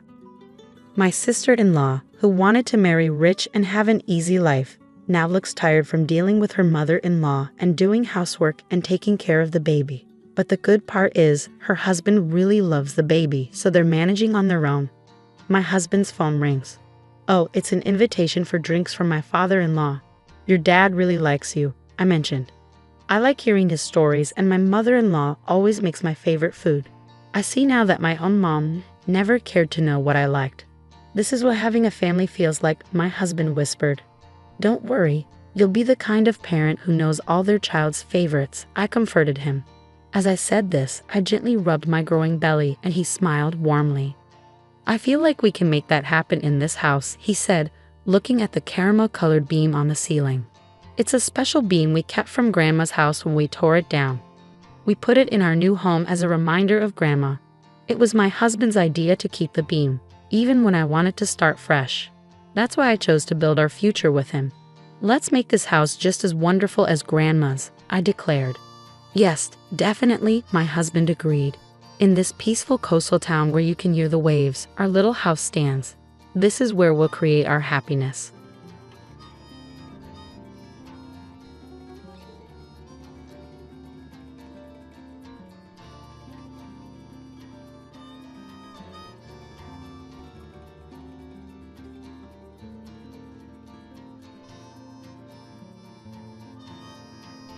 "I thought you were a good daughter-in-law, but it seems I was wrong. Leave this house and never come back. You're nothing but a parasite. Pack your things and go." Ever since my husband passed away, my mother-in-law Sarah and sister-in-law Catherine have been saying mean things to me. Even though I've been taking care of Sarah, my husband was worried about her until the end. And yet Catherine says bad things about him, and I couldn't help but argue back. "If you both feel that way, I understand. I'll leave." When I said that, Sarah and Catherine were happy, but a few months later, they were begging me. The bad luck I wished for them was worse than I thought. "My name is Emily. I'm 32 years old and work as a buyer for famous brands. I met my husband Tom through a friend. Tom was kind and calm, just the husband I wanted, so I said yes when he proposed. Tom's parents were independent, so I got along well with them and didn't have any problems with my mother-in-law. Having a caring mother-in-law and practical father-in-law seemed perfect to me. Tom worried about his mom's financial future because she didn't think much about money. He thought it would be fine as long as his dad, who was responsible with money, was healthy. Tom also had an older sister, Catherine, who was divorced and lived alone. He figured she'd take care of their parents later on. But Tom didn't fully trust Catherine. "I'm worried about giving our family money matters to Catherine." "Why?" "There were problems before." I didn't think much about Catherine's past then, but later, Tom's worries turned out to be true. After I married Tom and had a few peaceful years, his dad got sicker and died. Since Sarah always depended on her husband, she was devastated. "It's tough now, Sarah, but let's try to move on. I've always let my husband handle everything. I don't know how to do it alone." Tom was worried about his mom living alone, and I shared his concern. As our son, he must have been really stressed about it. Then, one night, he came to me with an idea. "Emily, what if my mom comes to live with us?" It was unexpected, but I had a feeling he might suggest this someday. "But what about Catherine? What about her? Shouldn't she, as the daughter, take care of Mom instead of us? I want to step up and take Dad's place, looking after Mom. She's not great with money, so I'll handle her finances too. Can't we ask Catherine to do that?" "No, that won't work." It was rare for Tom to firmly say no to my idea. "I want to make sure Dad's money is well taken care of, so Mom won't struggle later on." Even though he felt bad about asking me to live together, Tom was determined to handle Dad's inheritance and savings. "It's okay. I think we'll all be happy living together with your mom. I'm genuinely worried about her being alone too." "Oh, Emily, thank you so much." And so we started our new life as a family of 3 in Sarah's house. Just like she promised, Sarah left everything for her husband to handle, from bank accounts to bills and credit cards. She didn't really understand any of it. Tom managed her money separately from ours and decided to give her a monthly allowance for her expenses. Whenever Sarah was tempted by dodgy salespeople or pressured to buy expensive stuff by friends, it was Tom's job to guide her. If he didn't, she might end up with a lot of debt because she was careless with money. By taking on the role of her husband, Tom made his mom happy. Seeing her happier also made Tom feel better. Sarah helped out with the household chores since I was working, and everything was going smoothly. But our peaceful life came to an abrupt halt. Tom collapsed at work. He had the same illness as his dad and might have pushed himself too hard during a busy time, ending up in the hospital. Sarah and I visited him almost every day, but Tom didn't seem to be getting better. "Emily, I need to talk to you about what happens after I'm gone." "Don't say that." Let's focus on getting you better so we can go back to living with your mom, just like before. I knew I might get sick like Dad, so I'm prepared. But there's one thing I need you to do for me regarding Mom. Trying to hold back tears, I listened closely to my husband's last request. A few weeks later, Tom passed away. Dealing with telling relatives, sorting things out with his job, and planning the funeral kept me busy and distracted from the grief. Once everything was settled, I remembered what Tom had asked of me. There was no time to mourn now. I had to step into Tom's shoes and take care of my mother-in-law. I'm sorry I've been occupied lately, Sarah. From now on, I'll handle the money matters instead of Tom. Don't worry, I'll make sure we have enough for our monthly expenses. Emily, are you still going to stay with me now that Tom is gone? Absolutely. Tom always told me to take care of you. Let's keep supporting each other. I understand. Sarah's eyes filled with tears as she spoke. I'm sorry for putting the burden of finances on you while you're already busy. Don't worry, keeping busy helps me cope, so it's actually helpful. But Catherine didn't seem happy about me living with her mom. When she found out I was not only staying but also handling the money, she burst into the house in anger. Why is Emily, an outsider, still here after Tom's gone? And why is she in charge of the money? Doesn't that seem strange to you? Before Tom passed away, he asked me to take care of Sarah and handle the finances. Are you just saying that conveniently? No, it's what Tom wanted. Is there some hidden reason behind this? And are you using Tom's name to your advantage? Catherine wasn't convinced, but she backed off for the time being. However, the next week she came back furious. Emily, what do you think you're doing? I saw everything. What are you talking about?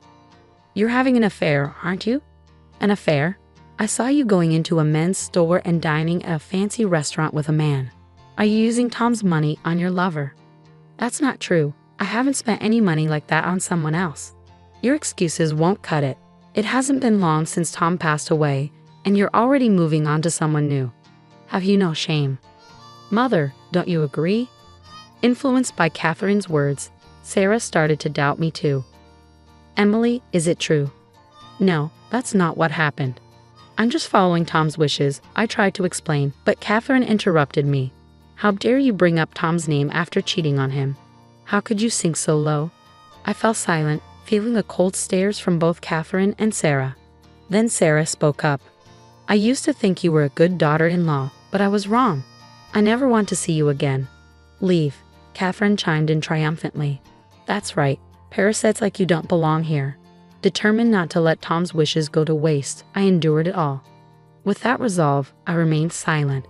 But Sarah and Catherine didn't stop there. They continued to hurl hurtful words at me. Poor Tom, picking someone like you. He was always so easily fooled, you know. Maybe he tricked you into thinking he'd handle the money, but actually used Mom's money for himself. To tarnish Tom's memory, especially when he cared so much about his mom, is unforgivable to me.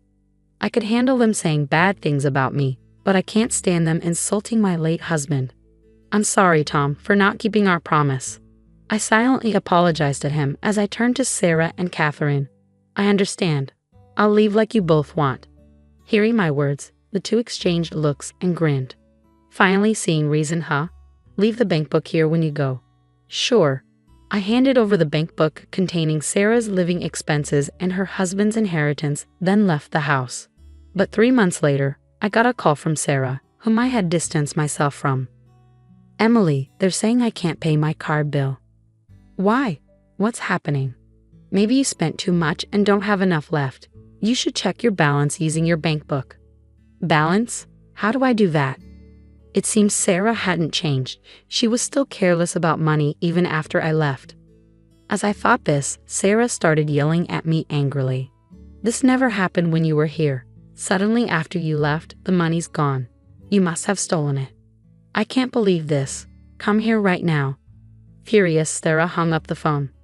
Feeling heavy-hearted, I reluctantly went to her house. When I arrived, both Sarah and Catherine were waiting for me. Ignoring Sarah's anger, I accessed her online banking, checked the balance, and showed it to her. Here's the transaction history for this account. As you can see, while I was managing it, the balance never went negative. Do you understand why? Because I was saving money. It's hard to believe that you, who aren't good with money, would suddenly start saving. Actually, the balance stayed positive because I was depositing $1,500 every month for living expenses. Living expenses? I didn't know about that. Tom and I did it while he was alive. We decided to use our money to cover your expenses, so your savings wouldn't go down. Really? Tom did that? Yes, even after he passed away, I kept doing it with $1,500 from my own salary. But when you asked me to leave, I stopped. Then I continued, showing Sarah the transaction details. Let's see the transactions after I left. There are more than $1,500 being taken out, suggesting big expenses. I didn't change my spending habits. Maybe Catherine used it. With that, I shifted the conversation to Catherine. Looking at the details, there were card payments at fancy stores and restaurants. I can't picture Sarah spending money at those places. Catherine, do you have any clue? It wasn't me, but I can't think of anyone else who might have used it but you. Could it be you? Did you secretly use a family card or something? I've seen you at those shops and restaurants before. Even now, you're still using Mom's money. How low can you go? Can you just stop? I was there for work. The meals were for a meeting with a shop owner. Just because I say it's for work, you think you can't trust me. Fine, let's confirm it right now. I immediately called the shop owner. Thank you for always helping us out. Yes, it was last Friday, and the item was... Well, I was checking some details on the phone. Catherine just stared blankly. Thank you. Can you include that as well? Oh, I see. After ending the call and checking my email, I showed Catherine and Sarah the attached photo. It showed Catherine shopping at the store. What's this? Catherine looked shocked as she saw the photo. It seems the security camera caught you, Catherine, buying these luxury items. When I spoke to the shop owner, they confirmed it right away. I'm pretty sure the person in this photo is you. Don't you agree? Catherine was speechless. The shop owner also mentioned that items matching the ones you bought have been showing up at pawn shops lately. The dates and items match the ones when you used the card, right? Catherine's voice shook, and she seemed confused. Sarah, looking puzzled, asked Catherine, but why go through all this trouble? Buying something and then selling it to a pawn shop right away. Since Catherine didn't seem willing to answer, I spoke up. She probably needed cash quickly. If she took it straight from the bank account, it would have been noticed right away. So you tried to frame me by shopping at my workplace, making it look like I was the one spending money, didn't you? Catherine couldn't defend herself and stayed silent. Meanwhile, Sarah seemed to have more questions and kept pressing Catherine.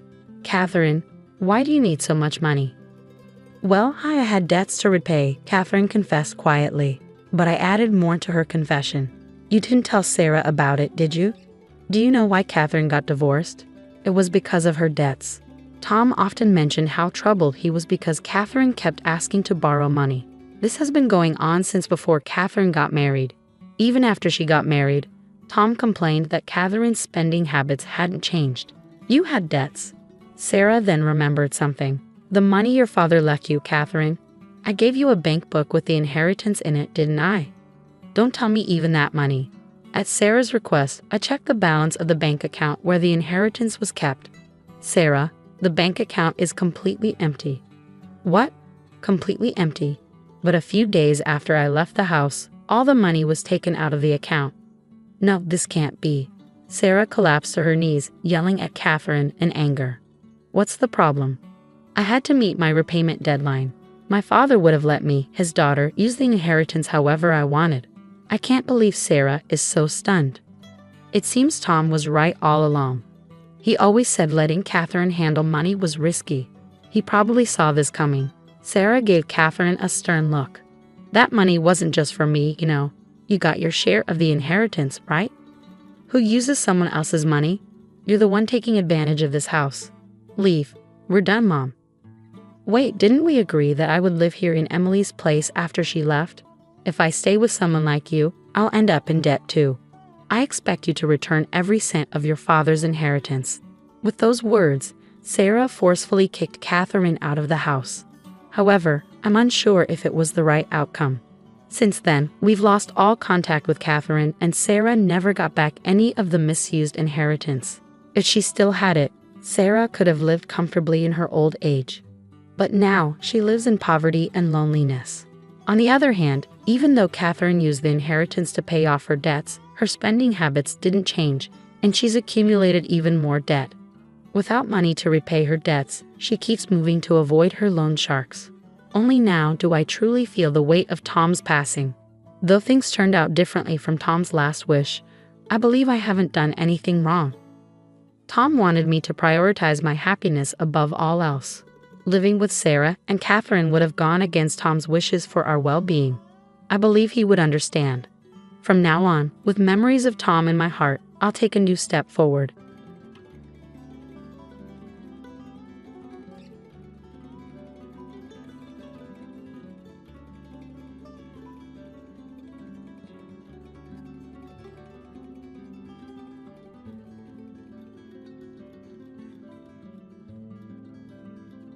Since Michael and Sarah returned for a hometown childbirth, please leave. My mother-in-law stated in a chilly voice. Her eldest son and his wife are due in 3 days. Me leave? I asked, confused and stunned. Yes, we don't need another mother figure anymore. You've been redundant for a while now. Michael and his family will be living here, so make sure you're out by tomorrow, she continued. I knew I was never truly accepted into the family since the day I got married. Treated as a wife, never did I imagine they would tell me to leave. You barren failure, you were allowed to experience raising a child. Be grateful. We have no obligation to support you anymore. It seems like Simon is tired of you too. What's Simon to? I gulped down my saliva. If it's not a conspiracy between my mother-in-law and Michael, then I don't need to stand in ceremony with my husband anymore. Foolish to drive me out, but it was my mother-in-law who ignited this. What happens to this house now is none of my concern. May they face the reality they have ignored squarely. Personally, I'm Anna Thompson, 45 years old, living with my husband and mother-in-law in a popular area close to the station. The access to the city center is superb. When house hunting, my picky husband, recently promoted to a managerial position, insisted on a spacious apartment. The rent was steep, but the space and rooms made it worth the stretch. My husband, Simon, 8 years my senior, a divorce I met through a friend's introduction. Comforted by the enveloping kindness unique to an older man, we decided to get married after 2 years of dating. Even when I told him about my infertility due to past illness, his affection did not waver. Likewise, my feelings remained unchanged when I learned of the circumstances he carried. My husband had a son named Michael from his previous marriage. I'm truly sorry to ask you, who have never been married, to live with my parents and son. I won't make you suffer. I'll ensure you're happy. That was the promise he made to me. To prevent me from feeling suffocated, my husband suggested moving to a spacious apartment where I could have my own room. Michael, turning 10 this year, won't need much care with my mom around. You don't have to push yourself. After his divorce, my husband got help with childcare from his parents at their home. A few years later, Simon's father passed away in an accident, and it seems his mother took over as Michael's caretaker. From the first meeting, Michael wouldn't even make eye contact with me. I thought it might be his shy nature, approaching a difficult age, so I didn't worry. As long as they accepted me as a member of the household, I was content. My mother-in-law was a quiet and refined person. When I visited to formally introduce myself after our engagement, she treated me with such politeness that I thought we would get along fine living together.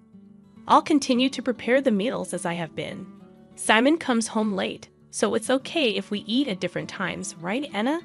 I'll leave the cleaning and laundry to you. All right, let's work well together. After getting married, I switched from a full-time employee at the pharmacy to a part-timer due to the division of household chores.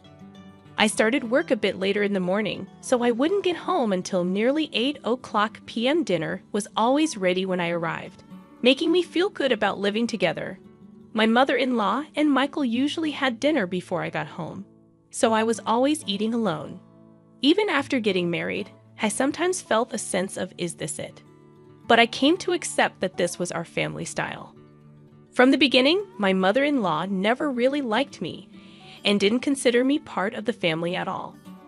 Michael, the school's activity day is before summer, right? When is it? We're all going to see you. Sometime after getting married, I tried to break the ice with Michael, who still hadn't warmed up to me.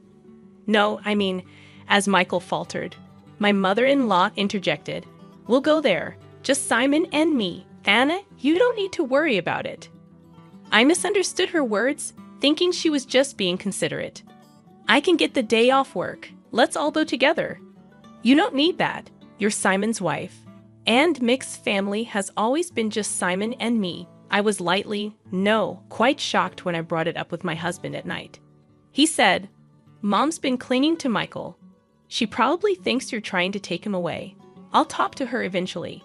I began to join as a mother at the activity day, but Michael and I rarely spent any time together outside of school events.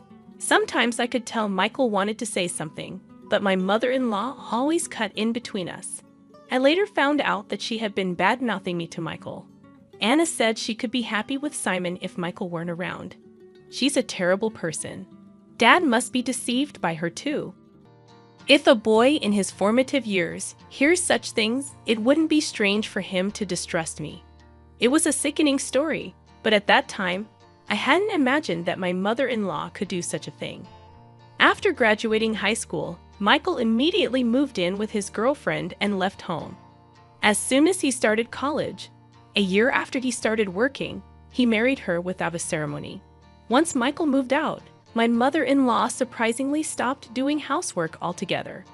Instead, it seemed that picking on me had become her sole entertainment. She stopped cooking, which she used to do before, and now just sits at the dining table waiting for me to come home. Without a moment to sit down, I would stand in the kitchen and prepare dinner. "You're really inefficient. At this rate, it'll take you all night." I was never good at cooking, partly because I had always relied on my mother-in-law to prepare the meals. Whenever I did manage to cook, she would taste each dish and invariably complain, "This tastes awful." "I'm sorry, I'm trying my best." "You're astonishingly tone-deaf when it comes to flavors, Anna." "It's a good thing Michael never had to eat this." How terrible.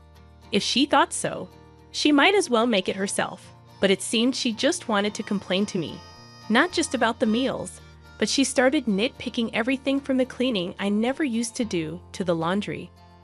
"Why are there so many wrinkles on the laundry? You have to vacuum every nook and cranny.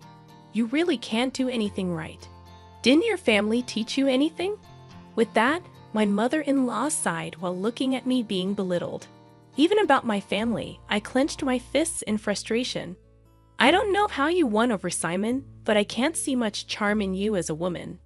And she always concluded with the same line, "If you hadn't come, Michael would have never left." I understood that there was a gaping hole in her heart since Michael had left. Maybe it was what they call empty nest syndrome. If taking it out on me made her feel better, that's what I told myself to endure it. But her bullying took on new energy after a certain event. That event was the pregnancy announcement from Michael's wife, Sarah. The joy my mother-in-law exhibited was unlike anything I had seen before. "It's Michael's baby. It's bound to be adorable. Yeah, he'll be my first grandchild." Watching the two of them rejoice, I was happy too. But my mother-in-law's excitement was beyond normal, probably because Michael asked her, "Grandma, can Sarah have our baby at your place?" Sarah's family home is an hour away by plane, and since they have no one else to rely on here, they turn to us for help. Of course, my mother-in-law wouldn't dream of turning down Michael's request. The phone calls from Michael started to become frequent, and her excitement went through the roof. The next day after getting the news, she started preparing enthusiastically. From cleaning out Michael's room to preparing the bedding and making a list of baby items, it was like she had great-grandchild fever. Naturally, I had to get involved too. When I returned from work, "Anna, I vacuumed Michael's room, so you need to wipe the floors and the windows and please wax them too. This weekend we're going to the department store to look at baby cribs." Cleaning and waxing at night was tough, especially after a long day at work. If I even thought about cutting corners, I'd be told to do it over again. Moreover, my mother-in-law started asking for money, and before I knew it, the house was overflowing with baby stuff. "Anna, I need you to withdraw some money tomorrow. There are things I want to get ready for the baby again. Isn't it wasteful to prepare so much when Sarah and Michael haven't even arrived? Shouldn't we wait and choose together with them? I had wanted to meet my mother-in-law's requests, but I was troubled by the relentless spending. How can you be so cold? It's Simon's grandchild. Oh, that's right. You're not related to Michael by blood. You don't care, do you? That's not true. Please don't say that. I just thought Sarah might want to pick things out herself. When do you want to choose things for your own child? Perhaps because I was making a valid point. My mother-in-law glared at me sharply. I immediately thought I had gone too far, but it was too late. Without a word, my mother-in-law went back to her room looking upset. I did reflect on it, but I was also shocked to be spoken about in such a way regarding Michael. The next morning, my mother-in-law didn't come out of her room, perhaps still angry. Simon had a 3-day business trip starting that day, so he just called out, "I'm leaving," through her door.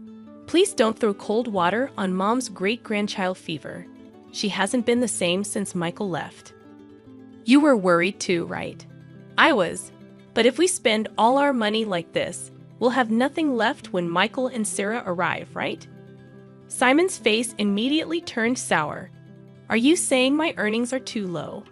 That's not what I'm saying at all, Simon just said, fine, and left with a look of dissatisfaction. Discussions about money always end up like this.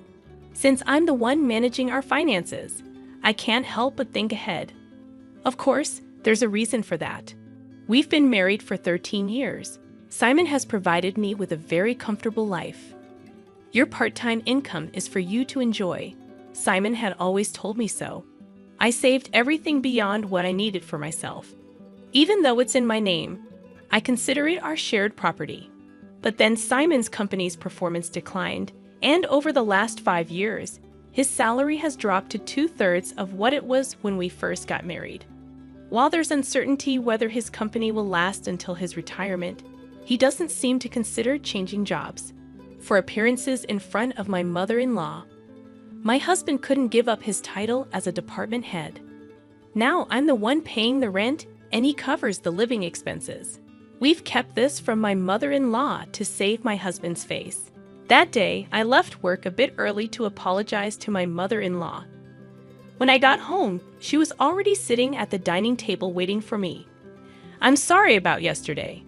I may have gone too far, I admitted, but my mother-in-law remained silent. Instead, she blindsided me with unexpected news. Michael and Sarah are returning for a hometown childbirth. Please vacate, my mother-in-law declared in a chilly tone. The eldest son and his wife were set to arrive in 3 days. Perplexed and stunned, I asked, I have to leave. She affirmed, yes, we don't need another mother figure anymore. You've been redundant for a while. Michael and his family will be living here. Make sure you're out by tomorrow. The realization hit me hard. I had never truly been accepted into the family since the day I got married. I had always been treated as an outsider. The news of Michael's return for the birth made it clear. You barren failure, my mother-in-law continued. You are allowed to experience raising a child. Be grateful. We have no obligation to support you anymore. It seems like Simon is tired of you too. Maybe he's getting along well with a new girlfriend by now. Shocked, I gulped down my saliva, contemplating the possibility of my relationship with my husband growing distant. Could this be a trap I fell into, thinking my husband would never? I remembered that, up until a year ago, he never had overnight business trips. All right, I'll eat out tonight, I said, grabbing my bag and leaving the house to walk aimlessly. I needed to calm my severely shaken heart. Worried about my husband, I tried calling his cell phone despite my mother-in-law's words. I still wanted to talk to him, but he didn't answer, no matter how many times I rang. I dialed his office, only to learn that he had taken a couple of days off. My mother-in-law's words began to ring more true. Could he really be on a trip with another woman? Dark thoughts crowded my mind, and I found myself overwhelmed with emotion, tears streaming down my face. Staggering along, I noticed the tavern behind the station, a place we used to frequent when we first moved here. It's still here, I thought as I entered. "Welcome." The tavern owner's expression clouded briefly upon seeing me. Then he nodded in recognition. "Hey, long time no see. It's been about 8 years. I used to come here a lot with my husband," I said. "Yes, it's been a while." "I remember you," he replied. I couldn't help but smile, feeling a sense of relief. "Can I get a beer and a mixed plate of grilled chicken, please?" I asked. The owner, a man of few words as always, nodded. As I sipped the cold beer and savored the grilled chicken, I took out my cell phone, and the screensaver lit up with a photo of us when Michael turned 18. Looking sharp in the slim suit we had picked out together, I wished for us to be closer as a family. The beer washed down my throat, taking the day's fatigue with it. Could I really move out tomorrow? Contemplating the next steps, I searched for moving companies, finding one for the job the next day. I also looked up junk buyers and saved 2 companies in my favorites. Changing the screensaver on my phone seemed to clear my head completely. The beer and grilled chicken tasted exceptional. I decided to think about everything once I got home. Walking away from the tavern, I was called from behind. A young waitress from the tavern was running towards me. "Excuse me, are you Mrs. Thompson? I noticed the screensaver on your phone," she said. Confirming my identity, she dropped a bombshell. My husband was having an affair with one of their employees. We exchanged contact information, and she promised to keep me informed. My mother-in-law's words appeared to be true. Instead of sadness, a fierce anger welled up within me. It was time to confront this head-on. Booking an appointment with a moving company, I resolved to move out that day. If it wasn't a conspiracy, and my mother-in-law and Michael were truly involved, then I no longer needed to honor my husband. Returning home, I packed my belongings until midnight. Without hesitation, the moving company arrived on time, and I made it clear that I was leaving. As requested, they took everything I had bought, erasing every trace of my presence. My mother-in-law panicked, but I was resolute. "I'm taking everything I bought. You can start a completely new life tomorrow," I declared, suppressing a laugh. Ignoring her protests, I proceeded to have everything taken out. My mother-in-law complained loudly to the movers, but there was nothing she could do. The only items left in the house were piles of baby gear and her old dresser from before the marriage. "Well then, I bid you farewell. There should be no trace of me left, so enjoy your life with Simon, Michael, and his family," I declared, leaving her sitting there stunned. Placing the keys on the table, I exited the room. The movers held onto my things for a while, and I decided to stay with a single colleague for some time. Feeling a sense of completion, I slept soundly that night. A week later, I finally heard from my husband. I wondered if he was scheming with that other woman. While my husband was dragging his feet, I received a call from the young woman at the tavern. "Got a good shot, so I'll send it to you." In the photo, my husband was chatting up a not-so-young woman at the tavern. Maybe out of a sense of justice, the young woman must have followed them after they closed. There was also a photo attached of the two entering a hotel. Even in such times, the cheating continues, I thought, and any last bit of affection I had for my husband dissipated. I asked for the woman's name and had her address looked up. The next day, armed with all the evidence of the affair, my husband called. "Anna, where are you? Michael and his family are here too. Aren't you going to come home soon?" "No, I'm not coming back. Your mom told me to leave. I'm done here. Michael and his family are going to live with you now, right?" I knew it.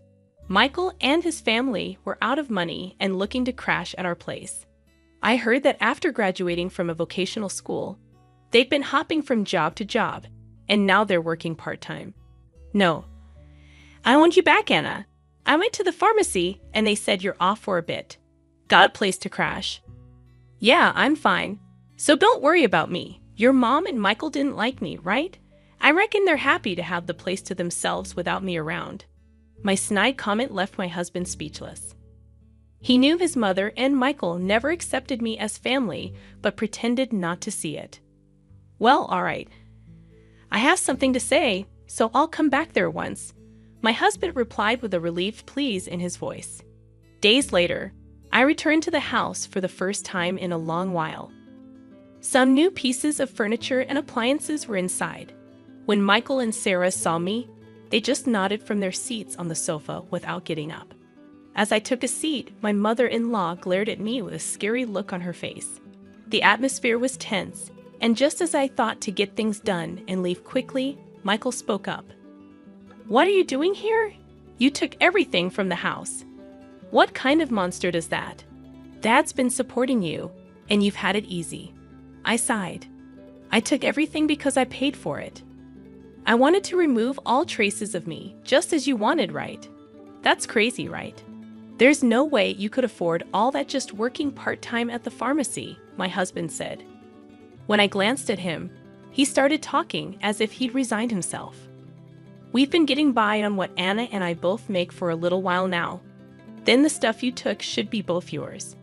Instead of my speechless husband, I decided to speak up. "Simon's company has been doing poorly, and his salary plummeted. That's why, for the past 5 years, I've been covering what's missing. But that wasn't enough, and now I'm the one paying our rent." My mother-in-law looked at my husband with surprise. "I'm not just a part-timer, I'm a part-time pharmacist, and the pay is quite good. I'm making more than Simon now."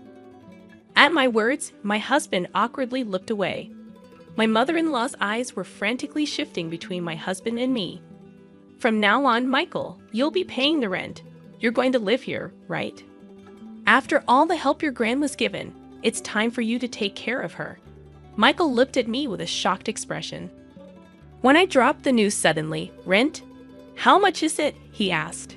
"It's $5,600. Good luck, since it seems my role as a mother is over. I don't have an obligation to take care of you anymore. Pull yourself together. You're going to be a father soon."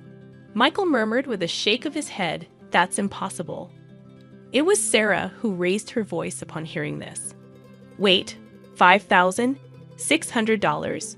Weren't we supposed to live here for free, covering rent and living expenses?" I almost burst out laughing. "Don't worry, Sarah. You can move to a cheaper place. Simon still makes a decent salary." Hearing this, Sarah's face relaxed a bit. "Oh, since I'll be leaving you, Simon, life might still get tough with your mistress, huh?" At that, Sarah finally broke down in tears. It was my husband who panicked. "What? What are you talking about?" Sarah replied, "Oh, your mother told me about the new woman. I guess it's time to end my role as a wife too. My husband must think there's no evidence. Indeed, it hasn't even been 10 days since I left the house. Wouldn't that hurt Mary if she heard you? Well, I'll get in touch about that later." At the mention of Mary's name, my husband jolted, realizing that I knew everything. He held his head inside. This is not the atmosphere to write a divorce paper. "Well then, I'll be going now. Please talk to me further through a lawyer." Neither my husband Simon nor Michael said anything more, staying silent as I grabbed my bag and stood up. My mother-in-law stood up simultaneously, slamming her hands on the table. She yelled with a voice too strong for an elderly woman. "What the hell? It's all your fault our home is in shambles." I was instantly irritated. "It was you who told me to leave. It was you who said Simon had another woman. And you interfered with my relationship with Michael. Everything was you." I felt a surge of heat in my chest. I regretted not being more assertive with my relationship with Michael, not holding back because of my mother-in-law. "Michael has nothing to do with this. It's time for you to step up, Simon. He's going through a hard time. You should support him as his wife. Take responsibility as a family member." What is she even talking about? If she hadn't called Michael back home, if she hadn't hinted at Simon's affair, I would still happily support Simon and this home I always believed in and supported. "Simon, where are you? Michael, why are you still here?" It's all her fault. My mother-in-law's lips tightened into a line, and she was trembling. I slipped past the silent mother-in-law and quickly left the room. Afterward, Simon agreed to the divorce rather easily. It seems my determination was strong, and he couldn't counter the evidence of the affair. Shortly after, it seemed like they started the process of moving out of the apartment. In the end, Michael and Sarah went back to their apartment and never lived with the mother-in-law. Simon seems to be considering remarriage, but Mary was furious over the alimony and his request for her to live with his mother. I've heard they're considering whether to place my mother-in-law in a care facility. After all the love she poured into her son and grandson, it's somewhat sad to think they're ready to abandon her now. Perhaps she's served her purpose too. If my mother-in-law had said nothing back then, and it had just been a simple trip home for childbirth, maybe we would still be living together. After the divorce, Michael sent me an apology letter. He wrote about how, as a child, he really wanted to be more spoiled, how he couldn't talk to me because his grandma disliked it, and how happy he was when I attended school events. Maybe I should have reached out more. Perhaps then, we could have built a different relationship. Even though our relationship has ended, I quietly pray for Michael's happiness in life. I've returned to work as a pharmacist and quickly rented an apartment close to my workplace. I don't feel good about keeping the furniture and appliances I took with me, so I had them all picked up and disposed of by a junk removal service. Life without my mother-in-law's harassment is peaceful and comfortable. For a while, I want to live for my own happiness, not someone else's.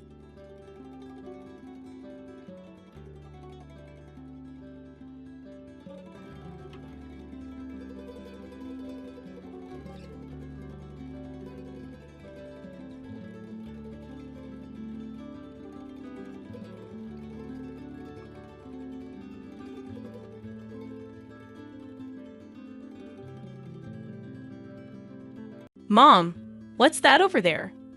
When I returned home from my parents' house with my daughter, we were met with piles of trash bags in front of the entrance. As we approached, I realized that these bags contained my daughter's and my belongings, carelessly packed as if they were actual trash. Confused, I exclaimed, "What's this? Why is this happening?" My daughter tearfully pulled out her beloved stuffed animal from one of the bags and hugged it tightly. Frustrated, I marched towards the entrance, only to find that the locks had been changed while we were out. It became apparent that my mother-in-law and sister-in-law were behind this. Ringing the doorbell and knocking several times yielded no response. "What is this? Isn't it terrible?" I muttered. Upon closer inspection, one of the trash bags had a note that read, "Parasites disappear, never come back." A surge of anger welled up within me, and I couldn't help but express my frustration aloud. "The real parasites are you," I muttered. This was the worst treatment I had ever received from my in-laws in 15 years. Not only me, but making my daughter feel this way too was unbearable. My patience exhausted, boiling with anger, I loaded our belongings into the car, and we returned to my parents' house. "I will never come back to this house again," I declared. "I'm looking forward to seeing what happens to the parasites when their host is gone." My name is Sarah. I am currently 43 years old. I live with my husband, daughter, and my husband's mother and sister. I can't say we live happily. I work from home, but this house is never peaceful. The issue lies with my mother-in-law and sister-in-law, Diane. They have disliked and ignored me for over 10 years. As my daughter, Tracy, grew up, it bothered me less and less. I mainly work as a personal consultant. I started as a fortune teller, but as my blog became popular, I began receiving more consultations on attracting customers, leading to my current job. I met my husband, Kent, through a friend's introduction when I was training to be a fortune teller. I work in sales at a pharmaceutical company, and I also do affiliate marketing as a side job, which is finally starting to take off. Kent gave me enthusiastic advice on attracting customers when I expressed my struggles with fortune telling. Attracted by his kindness, we started dating and got married a year later. At that time, our income wasn't great, but Kent always supported me. I'm so glad I married Kent. I truly felt this way. Living with my in-laws began about a year after I got married. It started when my father-in-law, who had been healthy until then, suddenly passed away. My mother-in-law felt insecure about the future and asked my husband to live with us. We agreed to live together in exchange for her taking care of the household chores. Initially, my mother-in-law welcomed our living together and was happy. I hoped we would get along well, but I was mistaken. 2 months later, she began completely ignoring me, perhaps dissatisfied with me not helping with the housework. Soon, my sister-in-law, Diane, also started ignoring me. I didn't mind being ignored, but the challenging aspect with my mother-in-law was her tendency to involve others. Not only did Diane, my sister-in-law, hear about it, but even neighbors and relatives were informed that my daughter-in-law stays at home, but says she's working, leaving all the housework to me. If I stay even a little, she talks back 100-fold, so I just ignore her.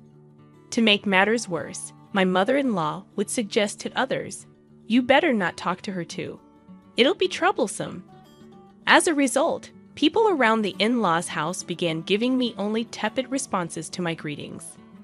I felt isolated, and it became very difficult. Despite my pleas to stop spreading strange rumors, my words were completely ignored. Although my mother-in-law's attitude softened slightly when my daughter Tracy was born 2 years after we started living together, her overall stance towards me hardly changed. However, she was very fond of Tracy, and having her help with household chores and childcare was a huge relief as my work became busier.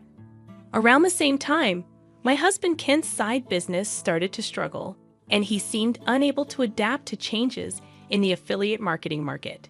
He approached me saying, "Sarah, can you increase your contribution to the monthly expenses a bit?" I agreed, expressing that my consultations were increasing, and the new methods I implemented were working well. Despite my willingness to collaborate on ways to boost his sales, Kent insisted on handling it independently, saying, "I think I'll try it on my own. I'm really sorry." From the beginning of our marriage, we had agreed that Kent would manage the household finances. Initially, my income was low, so he allowed me to contribute more when my sales increased. I transferred money to Kent based on my monthly earnings, and he provided a fixed amount for living expenses in cash. Initially, I could only contribute $100, but now I could transfer up to $1,000, though not every month. I could contribute more if I dipped into savings. I knew Kent was struggling with his side business, but his pride prevented him from consulting me. He began spending more time at cafes after work, returning home later and later. When Tracy was about 5, Diane got married and moved out. Since she lived nearby, she often brought her son Ricky to our house during the day. When Ricky turned 1, Diane expressed her intention to start a part-time job. My mother-in-law gladly offered to take care of him until the evening. Diane was appreciative, saying, "Thank you, I'm so happy." However, as my mother-in-law began caring for Ricky at home, she became very fond of her grandson and started being cold towards Tracy. When they fought, my mother-in-law would scold Tracy, comparing her unfavorably to Ricky. Over time, Tracy started playing near me and began to dislike my mother-in-law's behavior. I spoke up, saying, "Talk to your mother. Tracy and Ricky are both her grandchildren. She should treat them the same. Tracy is already a big sister in elementary school." However, my mother-in-law's focus shifted, and she approached me saying, "Things are tough at the company right now. We might not get bonuses, so could you contribute a bit more?" Despite the challenges, my blog's client attraction was successful, and I started receiving more consultations as a consultant, earning far more than I did as a fortune teller. When Kent requested additional financial support, I responded, "I'm already contributing $2,000 a month. Isn't that enough? Yeah, I'm embarrassed to say, but my salary has decreased and the side business isn't going well. Don't be secretive. We're a couple. We should support each other in tough times. I'm really ashamed. Thank you." Later, the amount I contributed gradually increased, and eventually I was transferring $4,000 a month to Kent. Still not wanting to hurt his pride, I let Kent continue to manage the finances. When Tracy was in 6th grade, Diane came back home with Ricky. It seems Diane got divorced due to her infidelity, but I don't know the details. By this time, Tracy could help around the house, so household chores were divided among each family. Being ignored by my mother-in-law, and Diane continued, but it no longer bothered me. It's unfortunate that I couldn't give Tracy her own room when she started middle school, as Diane's return meant we ran out of rooms. One night, while discussing which tutoring school Tracy should attend for middle school, Diane suddenly said, "Hey, tutoring is expensive. Why doesn't Tracy study by herself? Could you stop making such comments? I'm paying for the tutoring, so it's none of your business what Sarah's paying." "Impossible. You don't earn anything. Kent said he's supporting you. You're just a leech, aren't you? Ha ha, you married him because he has money, right?" "Exactly. Kent told me not to speak ill of Sarah, who can turn, but that's just shameless." My mind was filled with questions. What does this mean? What has Kent been telling his mother and the others? Kent is the one supporting this house financially. It's about time we put an end to the parasite's lifestyle. I feel bad for Tracy, but if we pay for her tutoring, we won't be able to pay my compensation. Not be able to pay? Are you saying our house is paying for your compensation, Diane? Kent said he would pay for it. You should spend your money on Ricky. I began to understand the deception and felt my anger rising. My husband had always managed our household finances, and my mother-in-law had taken care of the household chores and child care until Tracy grew up. So I thought they knew I was also contributing to the household expenses. Is Kent bearing all the expenses of this house, including your living expenses and the compensation Diane is supposed to pay? Be quiet. It's only natural for a family. You're the only outsider here, not related by blood, and yet you act as if living here is your right. It really makes me angry. I contribute money too. Don't talk back. What you contribute is barely enough for your own food expenses. You hardly have any income, and yet you're so arrogant. I could feel my body trembling with anger. I could see Tracy on the side, looking like she might cry. I knew Kent had a lot of pride, but I never thought it would be this bad. Certainly, in the beginning, Kent was paying for the living expenses and pocket money for my mother-in-law and Diane, but I had started contributing as well, and now we were living on my income. I needed to talk to Kent properly. Around midnight, Kent came home. He was drunk and seemed cheerful. "Can we talk? I didn't know you weren't getting any money from your mother or Diane. They said you're covering all the expenses of this house." About that? My bad. It's a matter of pride as a man, you know. When we started living together, I was paying for everything. There wasn't a right moment to say you were also paying, and in front of the family, let me be the eldest son a little, please. Kent, with a light-hearted tone like in a comedy sketch, put his hands together. "Oh, that's right. I'm going to Conan this Saturday. I'll be gone for a week. Take care." "Conan? Why?" "I got invited to a seminar in Conan by a friend I'm doing a side business with. I'm going to make it a success, so cheer for me, Sarah. Well, I'm off to sleep. See you tomorrow." My husband lay down on the mat in a cheerful mood and soon started snoring. My anger wouldn't subside, but recently, with Kent coming home late, we hadn't talked much, and I had no idea about this. I thought he was joking while drunk, but on the weekend, Kent really left with a large suitcase. During Kent's absence, I had the freedom to use the car, so I decided to take Tracy back to my parents' house. The next day, a shocking event awaited us. "Mom, what is that?" When Tracy and I returned from my parents' house, there were piles of trash bags in front of the entrance. Upon closer inspection, these bags contained mine and Tracy's belongings, carelessly packed just like real trash. "What is this? Why is this happening? I don't understand." Tracy, crying, pulled out her beloved stuffed animal from the bag and hugged it. Furious, I headed towards the entrance. Has the lock changed? It seemed that the locks had been changed while we were out. This must be the work of my mother-in-law and sister-in-law, Diane.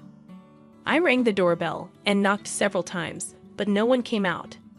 What is this? Isn't it terrible?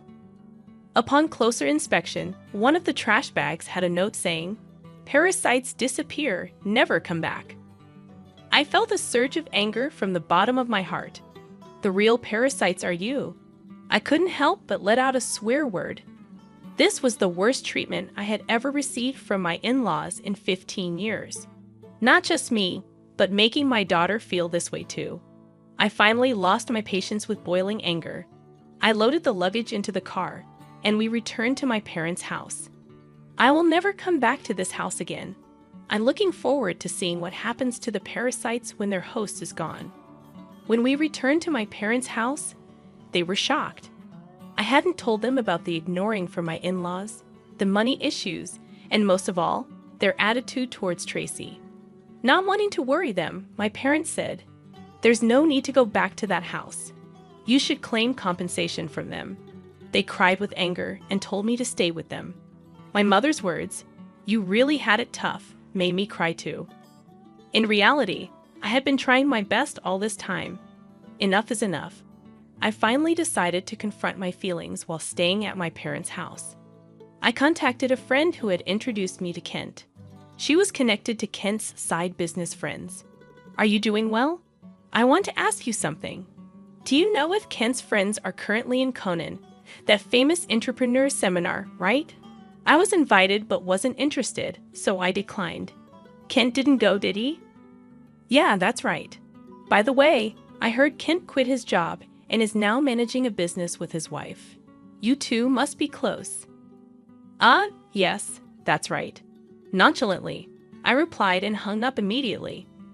After I called Kent's company, what my friend said was true, and to my surprise, Kent had quit his job 2 years ago.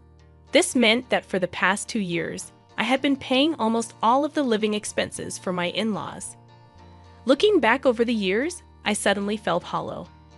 A week later, I received a laid-back message from Kent saying he was back in the US. After continuously ignoring him, I stopped hearing from him altogether. He must have heard the news back home. Expecting persistent contact from Kent, I hired a detective to investigate him. The investigation revealed that Kent, dressed in a suit in the morning, spent his afternoons gambling and evenings at a woman's house. So I asked for an investigation into his infidelity as well. 3 weeks later, Kent called me. It must have been close to his former company's payday, and he was panicking. "Sarah, sorry I couldn't contact you. I'm sorry for what my family did. I heard they kicked you out, and I was thinking, why did it come to this? Really? Did you tell the truth to your mother and Diane?" Kent quickly changed the subject and said something unbelievable. "Let's leave that house and live in a new home, just the 3 of us. I'll cut ties with those who disregard you, Sarah. I'm ready to abandon my mother and Diane, so please come back." Are you really cutting ties with your mother and Diane? Was Kent planning to easily discard them after making them dependent on him? I was disappointed in Kent and his self-centered actions, so I told him, "I'm coming back for now, so leave the door unlocked." Kent seemed delayed at my message. A few days later, I returned to my in-laws' house with Tracy. Kent, his mother, and Diane were there, but Ricky was nowhere to be seen. I was relieved that Ricky didn't have to witness the adults' ugly arguments. When Kent made some remarks, I ignored the displeased pair and took out a divorce form from my bag. I confronted the surprised Kent. "I heard you quit your job without telling me. Since we're supposedly managing a business together, does that mean the $4,000 I've been transferring every month was actually your salary?" Kent tried to excuse himself. "No, that's not it. I told you the business was in trouble, right? So, I decided to quit before getting fired. Carly, I heard you quit 2 years ago, right? I called your company, and it's still not bankrupt." Kent fell silent. I pressed further. "By the way, what role do you play in our joint business management? Are you the accountant?" Kent became increasingly uneasy and started sweating. "Kent is supporting the whole family, isn't he, Mother?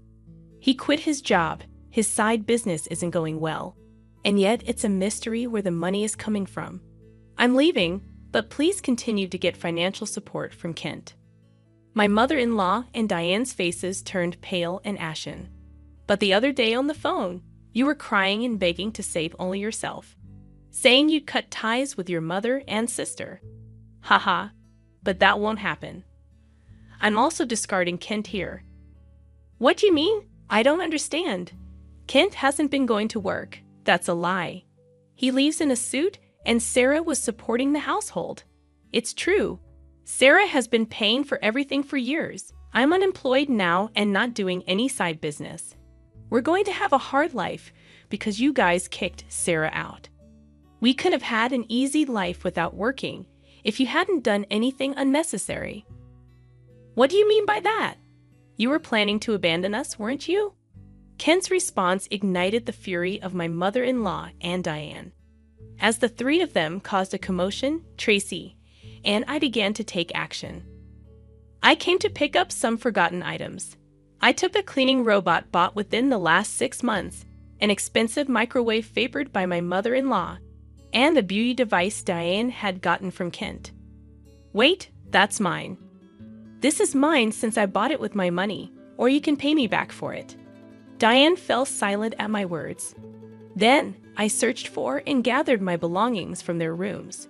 The belongings they had put out did not include my expensive brand bags and accessories. Why are you taking that too? This is mine. I ignored their complaints and sweet talk. Finally, I dropped a bombshell on Kent. Oh, I forgot. I plan to claim compensation from your mistress, Mary, too. Tell her it's no use running away. What? How do you know about her? I know you went to Conan with Mary recently. Good for you, right? Of course, I have all the evidence of the affair, so no escaping that. No way. You've been deceiving me and having fun for the past 2 years. I'll be claiming compensation for the affair, child support for Tracy, and oh, you were secretly paying Diane's compensation too. I'll be claiming that back as well. As I prepared to leave, my mother-in-law and Diane desperately tried to stop me. I was wrong, Sarah. I'm sorry. We just believed what Ken said. We can't live without you. We'll do anything. Please help us. I can't pay you back for the compensation. I'm sorry too. I apologize for everything. You'll forgive us, right? I couldn't help but laugh at their foolish faces. They finally realized who had been supporting their lifestyle, realizing too late that their non-blood related support was gone. Let's just ignore these people, Mom. Let's go home. Yes, that's right. Kent, you'll be hearing from the lawyer soon. Please take care of it. Leaving a dejected Kent behind, we returned home with the items we had collected. Later, my divorce with Kent was finalized, and I demanded compensation through a lawyer. I received numerous apologies and pleas for reconciliation from my mother-in-law and Diane, but I ignored them all. Surprisingly, there was still some inheritance left from Ken's father. The fact that they had been living off my money without using their own angered me again. However, the inheritance wasn't enough for the compensation, and ultimately, they had to sell the house to make a lump sum payment. Naturally, this included the compensation I had been paying for Diane. After selling the house, I don't know what became of Ken's family. I hope Kent can take care of his family, but ultimately, he will choose his path. I also claimed compensation from Kent's mistress, which led to an unexpected revelation. Through the lawyer, I informed her that Kent was unemployed, and I had been supporting the family. Kent had deceived her, claiming he was an entrepreneur with a successful business. In the end, they broke up after an argument. Tracy and I moved to an apartment, and I was able to give her the room she had longed for. I don't think my 15 years were wasted, but sometimes I wonder if I should have made a decision when I started being ignored. Now, I feel happy that my home is a peaceful place. The sound of Alex's voice sliced through the clatter of dishes like a sharp knife. Alara, bring me some tea now. I paused, my hands submerged in soapy water. Hold on, I'm doing the dishes. What? His tone was incredulous, laced with impatience. Stop that and bring me the tea quickly. Can't you follow simple orders? But I started, only to be interrupted.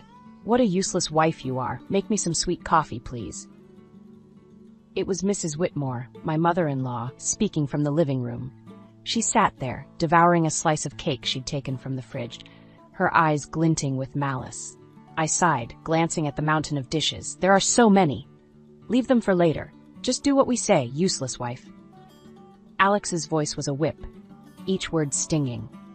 I was Alara, a 28-year-old working mother, trapped in a life that felt more like a prison than a home.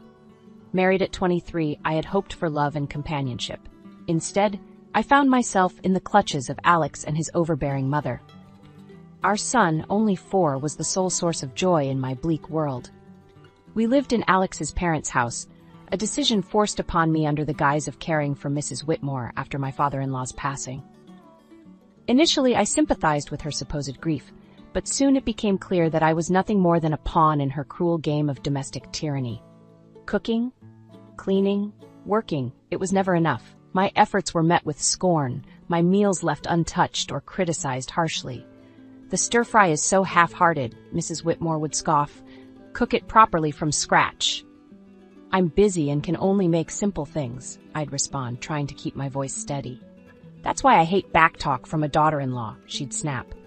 "Cook from scratch? Why don't you cook then? You're a good cook, right?" I dared to retort once, immediately regretting it. "Why would I do housework when you're here?" Her response was cold, dismissive. "Are you out of your mind?"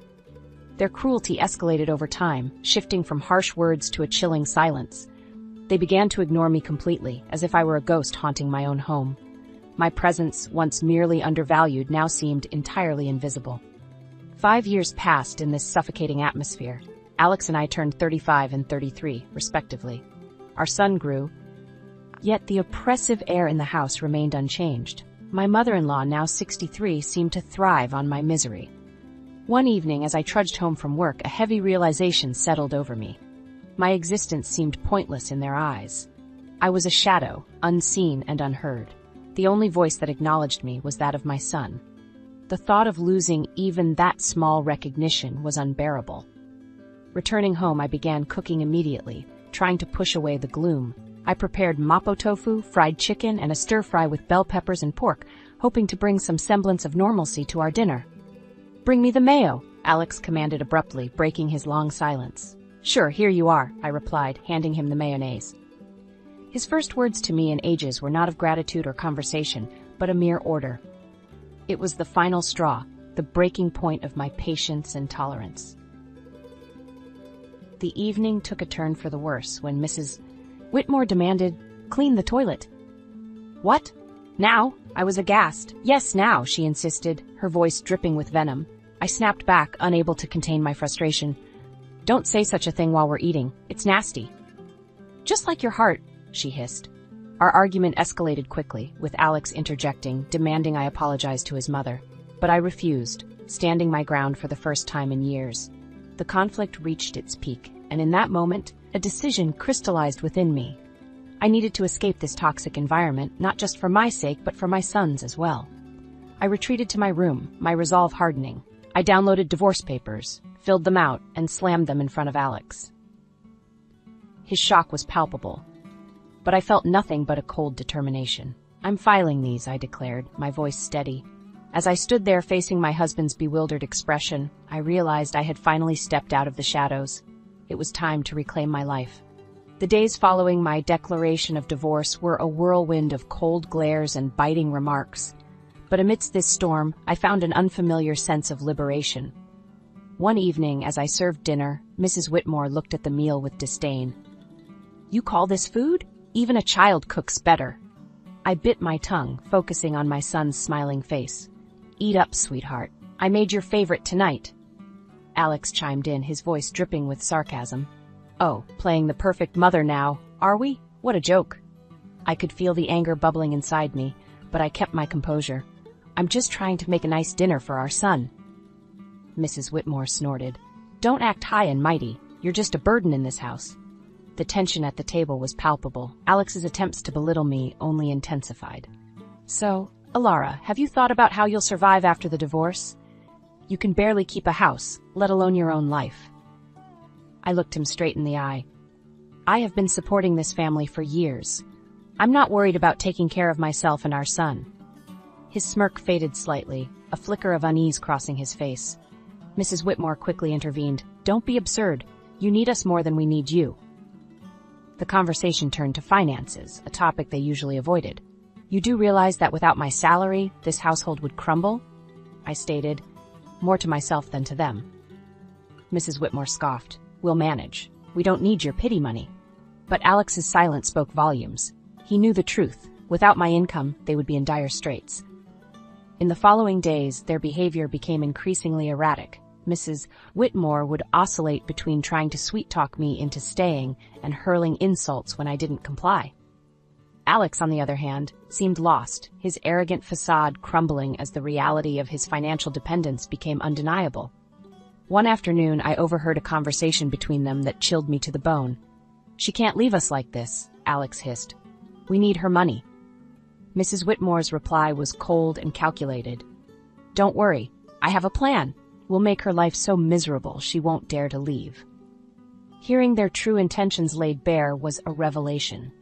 They didn't care about me or even our son. It was all about control and money. That night, as I lay in bed, a plan began to form in my mind. If they wanted a battle, I would give them one. But it wouldn't be fought with words or petty arguments. I would hit them where it hurt the most, their pride and their pockets. The next morning, I started putting my plan into action. I contacted a lawyer, a sharp, no-nonsense woman who came highly recommended. "I want a divorce, and I want to make sure they don't get a penny more than they deserve," I told her. She nodded, her eyes glinting with determination. "We'll make sure of that. You've been the sole breadwinner, right? We'll use that." As the days passed, my resolve only grew stronger. I started documenting everything, the insults, the financial manipulation, even the smallest of grievances. It was time to turn the tables. It was time for them to face the consequences of their actions. And as I built my case, a sense of empowerment filled me. For the first time in years, I felt like I was in control of my own destiny. The shadows of contempt were slowly lifting, and in their place, a new dawn was emerging. As the divorce proceedings began, the atmosphere in the house grew increasingly toxic. Yet, with each passing day, my sense of fear diminished, replaced by a steely resolve. One evening, Mrs. Whitmore tried a different tactic. "Alara, dear, why don't we forget all this nasty business? You know we're family." Her words dripped with insincerity. I met her gaze, unwavering. "Family doesn't treat each other the way you've treated me." Alex, who had been quietly observing, scoffed. "Oh, playing the victim now? You're not as innocent as you pretend to be." I felt a surge of anger, but kept my voice calm. "I'm not playing anything, Alex. I'm just no longer willing to be your scapegoat." The conversation turned, as it often did, to finances. "You think you can just take our son and leave? How will you support him?" Alex challenged. I smiled, a small, confident curve of my lips. "I've been supporting this family for years. I think I can manage." Mrs. Whitmore's expression twisted into a sneer. "You're nothing without us. You'll come crawling back." But their words no longer held power over me. I knew my worth, and I knew the truth. The next day, I met with my lawyer again. She laid out the strategy clearly. "We'll expose their financial dependency on you. It will play a crucial role in the custody battle and the division of assets." I nodded, feeling a sense of vindication. The law was on my side, and I was ready to fight. Back at home, the tension reached a boiling point. Mrs. Whitmore's attempts to undermine me became more desperate. "You think you're so smart," she spat one evening. "But you're just a cold-hearted woman, abandoning your family." I looked her straight in the eyes. "No, I'm a woman who's finally standing up for herself." Alex jumped in, his voice laced with venom. "You'll regret this. You can't survive without me." But his threats fell on deaf ears. I was done being intimidated. As the days went by, my preparations for the court battle intensified. I gathered financial statements, recorded their abusive remarks, and collected evidence of their negligence. One afternoon, as I was organizing my documents, my son came to me. "Mom, are we going to be okay?" His voice was small, uncertain. I pulled him into a hug, feeling a surge of protectiveness. "Yes, sweetheart, we're going to be just fine. We're leaving this place, and we're going to start a new, happy life. Just you and me." His arms tightened around me, and in that moment, I knew I was making the right decision. I was fighting, not just for myself, but for my son's future. The day of the court hearing loomed closer, and with it, a sense of impending freedom. I was ready to face Alex and Mrs. Whitmore, ready to end their reign of control and emotional abuse. I was ready to reclaim my life and give my son the peace and happiness he deserved. It was time for justice, and I was determined to see it served. The day of the court hearing arrived, a day I had been anticipating with a mix of dread and determination. As I sat across from Alex and Mrs. Whitmore in the courtroom, I felt a sense of surrealism. This was the moment where everything would change. The proceedings began with a cold formality. Alex's lawyer portrayed him as a devoted husband and father, struggling under the weight of false accusations. Mrs. Whitmore played the part of the grieving mother-in-law, wronged by an ungrateful daughter-in-law. But their performance was transparent, their lies brittle. When my turn came, I spoke clearly, my voice steady. I have been the sole provider for this family for years. My husband's unemployment and his mother's manipulation have been constant sources of strain. Alex interjected, his voice laced with false hurt. Alara, how can you say these things? I've always supported you. I turned to him, my gaze unwavering. Support is more than just words, Alex. It's about actions, and your actions have shown nothing but selfishness and cruelty. The judge listened intently as I presented my evidence. Financial statements, recordings of their verbal abuse, testimonies from neighbors who had witnessed their behavior. The truth was undeniable. As the evidence mounted, Alex's facade began to crumble. Mrs. Whitmore's composure cracked, her mask of innocence slipping away. The courtroom was silent, the air thick with tension. Then came the revelation that sealed their fate. My lawyer presented photographs and documents proving Alex's infidelity and Mrs. Whitmore's illicit affair with a wealthy neighbor, Mr. Harwood. The courtroom erupted in murmurs as the images were displayed, showing them in compromising positions, their deception laid bare for all to see. Alex's face turned ashen, his eyes wide with shock. Mrs. Whitmore's expression twisted into one of fury, her hands trembling. You invaded our privacy! Mrs. Whitmore shrieked, her voice shrill. I looked at her, my voice calm but firm. No, I exposed the truth, a truth that you both have been hiding for too long. The judge called for order, but the damage was done. Their credibility was shattered, their lies exposed in the harsh light of the courtroom. As the hearing came to a close, the judge's verdict was clear. I was granted full custody of our son, and a fair division of assets was ordered. Alex and Mrs. Whitmore were left with little more than their shattered reputations. Walking out of the courtroom, I felt a weight lift off my shoulders. The years of manipulation and emotional abuse were finally over. I had stood up to my oppressors and emerged victorious. But the sweetest moment came when my son ran into my arms outside the courthouse, his face bright with relief and happiness. "We did it, Mom," he said, his voice filled with joy. "Yes, we did," I replied, holding him close. "We're free now. It's just the beginning for us." And as we walked away, hand in hand, I knew that this was not just a victory for me. It was a victory for every person who had ever been made to feel small, powerless, or unworthy. It was a victory for truth and justice. It was the start of a new chapter, a chapter filled with hope and the promise of a brighter future. The aftermath of the court ruling was immediate and tumultuous. Word of Alex and Mrs. Whitmore's deceit spread like wildfire, tarnishing their reputations in our small community. They were no longer able to hide behind their facade of respectability. In the days following the verdict, I focused on rebuilding my life with my son, but I couldn't ignore the sense of satisfaction that came from knowing Alex and Mrs. Whitmore were facing the consequences of their actions. One evening, as I was preparing dinner, I received an unexpected visitor. It was Mr. Harwood's wife, Mrs. Harwood, her eyes red with unshed tears. "Alara, I heard about everything. I can't believe what Sylvia, Mrs. Whitmore, did." Her voice broke, and I could see the pain etched on her face. I invited her in, offering a cup of tea. As we sat at the kitchen table, she poured out her heartache. I trusted her as a neighbor, as a friend, and to think she was having an affair with my husband. I listened, offering words of comfort. It was clear that Mrs. Whitmore's actions had caused more damage than she had ever anticipated. The next day I encountered Alex in town. He was a shadow of the man he once was, his arrogance replaced by a look of defeat. "Alara, please, can we talk?" he asked, his voice barely above a whisper. I stopped, facing him. "What is there to talk about, Alex?"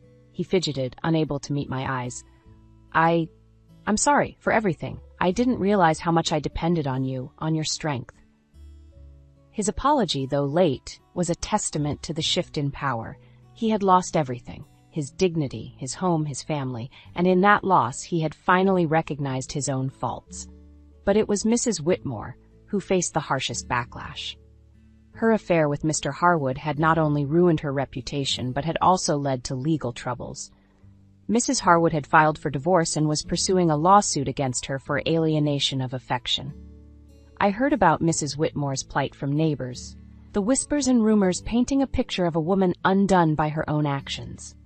She had become an outcast, shunned by those she had once considered friends.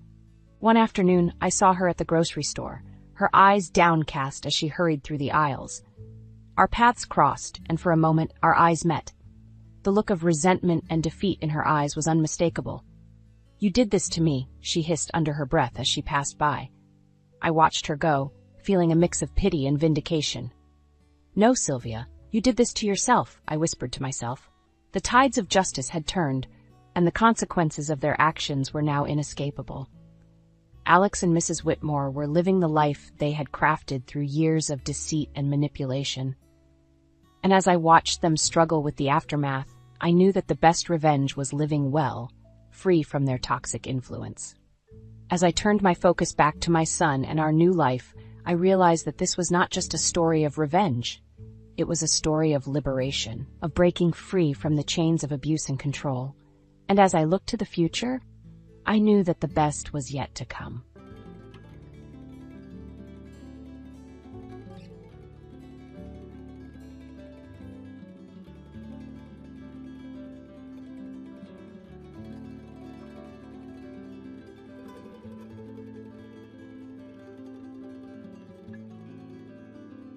Hi, I'm Patricia.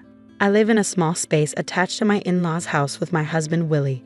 While I stay in this small area alone, Willie lives in the main house with his parents. Willie's grandfather originally built this small space as a personal getaway, but I've turned it into a cozy living area, about the size of a regular room. Before this, I lived in a regular apartment for the first 4 years of our marriage. Willie's parents, who were very close to him, suddenly wanted him to move back in with them. Seeing how much they wanted him there and how emotional they were, Willie felt he should go back. This took me by surprise and made me feel a bit overwhelmed. Willie and I met at work, where he started as my junior. We dated for 4 years while he was living with his parents, which made him miss home a lot. Even though he had his own place after we got married, his upbringing, where he was very pampered and didn't do much around the house, made him want to return to the comfort of his parents' home. When I suggested that we share the household chores, Willie seemed unsure and admitted he had never really done them before. I hoped we could split the chores equally, but Willie never really wanted to help. Every time I tried to involve him, he would act interested for a short time, then quickly lose interest and say, "This isn't for me, Patricia. You're better at it. You should just keep doing it." We both worked full-time, but since I had a higher position at work, I felt a stronger need to split the chores. Trying to get Willie to help often ended up being more tiring than just doing everything myself. Eventually, I found it easier to handle all the tasks on my own. Things began to shift when I started working from home. Willie was surprised to see me at home every day and seemed to adjust to this change. However, over time, it became clear that he didn't fully understand what working from home really meant. A few years into working from home, Willie's parents suddenly visited us and said they wanted to live closer to him. Seeing their emotional reaction made me feel alone and unsure about what to do. To support Willie's wish to be near his parents, we decided to move into their house. Throughout our relationship, Willie had always chosen places close to his parents, whether it was for renting an apartment or picking a job for me. Since I was working remotely, where we lived wasn't as important, but Willie's choices often meant we had to move and sometimes even leave our jobs. When we moved into his parents' home, Willie's mother thanked me, saying, "Thank you for taking care of Willie all this time. From now on, I will take good care of him, Patricia. You handle everything else." At first, I thought this meant I'd be free from taking care of Willie, but I soon realized her real plan. She started taking care of Willie's specific needs, making special meals for him, washing and ironing only his clothes, keeping his shoes and belongings clean, and buying things just for him. Meanwhile, all the other household chores, like cooking and laundry for everyone else, became my responsibility. Even though I was working full-time, I ended up handling not just our daily chores, but also keeping the larger family home clean. This new setup made me feel unhappy and overwhelmed. While Willie and his parents seemed happy, I felt like my responsibilities had only increased. One day while cleaning, my father-in-law approached me with an awkward request. He asked, "Patricia, could you help with some money?" I was confused, so I asked him to explain. He said he found it hard to ask Willie for money, adding Willie has worked hard, and it's tough to ask him for financial help. This made the situation even more complicated, showing how unevenly chores and financial responsibilities were divided. Willie and I had previously agreed to share expenses like rent and other costs. However, when we went shopping, Willie often convinced me to pay for various things, including extras like alcohol, clothes, and accessories. When I was hesitant, he would act immaturely and accuse me of being stingy. Despite our financial disagreements, I found some comfort in the fact that Willie usually left me alone with my daily routine. However, things changed when we moved into his parents' house. Unlike Willie, his mother constantly disrupted my work from home. She often insisted that I focus on household chores rather than my job, and would even come into my room and pull on my clothes, making it hard for me to concentrate. Feeling frustrated, I talked to Willie about it, expecting him to side with his mother. To my surprise, he listened and promised to talk to her about the interruptions. I hoped we could find a solution that worked for both of us. However, Willie's idea of a solution was quite different from mine. He suggested moving me to the annex, a separate part of their property, which felt more like creating a greater distance rather than resolving the issue. One day, I jokingly asked Willie if I could demolish the annex and build a new house there. To my surprise, he casually replied, "You can even demolish it and build a new house if you want." This offhand comment opened up new possibilities for our living situation, hinting at more independence than I had expected. Taking Willie's casual comment to heart, I started remodeling the annex to make it my own. I cleaned, renovated, and changed the wallpaper, putting a lot of effort into making the space comfortable for myself. However, I noticed that Willie never came to check on the progress. It became clear that he had no intention of moving into the remodeled annex with me. This realization hit me hard. I felt like an outsider in the family. There were times when I was alone at home while Willie and his parents went out for meals or events, often organized by his mother. It seemed like these outings were planned to exclude me, maybe even to push me away. Even with these challenges, Willie had given me full freedom with the annex, so I took the chance to make it truly my own. I threw myself into DIY projects, adding shelves and personalizing every corner. Interestingly, after I moved into the annex, neither Willie nor his parents ever visited. Even though they must have known about the changes, they showed no interest in what I was doing, making me feel even more like I was no longer part of the family. Living away from the main house and without Willie's mother constantly around, I started to enjoy my new independence. It felt almost like living alone, which was surprisingly freeing. I appreciated that being in the annex kept her from interfering with my work. During the renovation, I installed new locks and made sure the annex was secure, making it my personal retreat. I made sure that no one, including Willie or his parents, could enter without my permission. This newfound privacy made me wonder if this separation might actually be a blessing. However, it seemed my mother-in-law noticed my growing distance and wasn't going to let me find peace easily. Unable to put up with her behavior any longer, I found myself unsure about what to do next.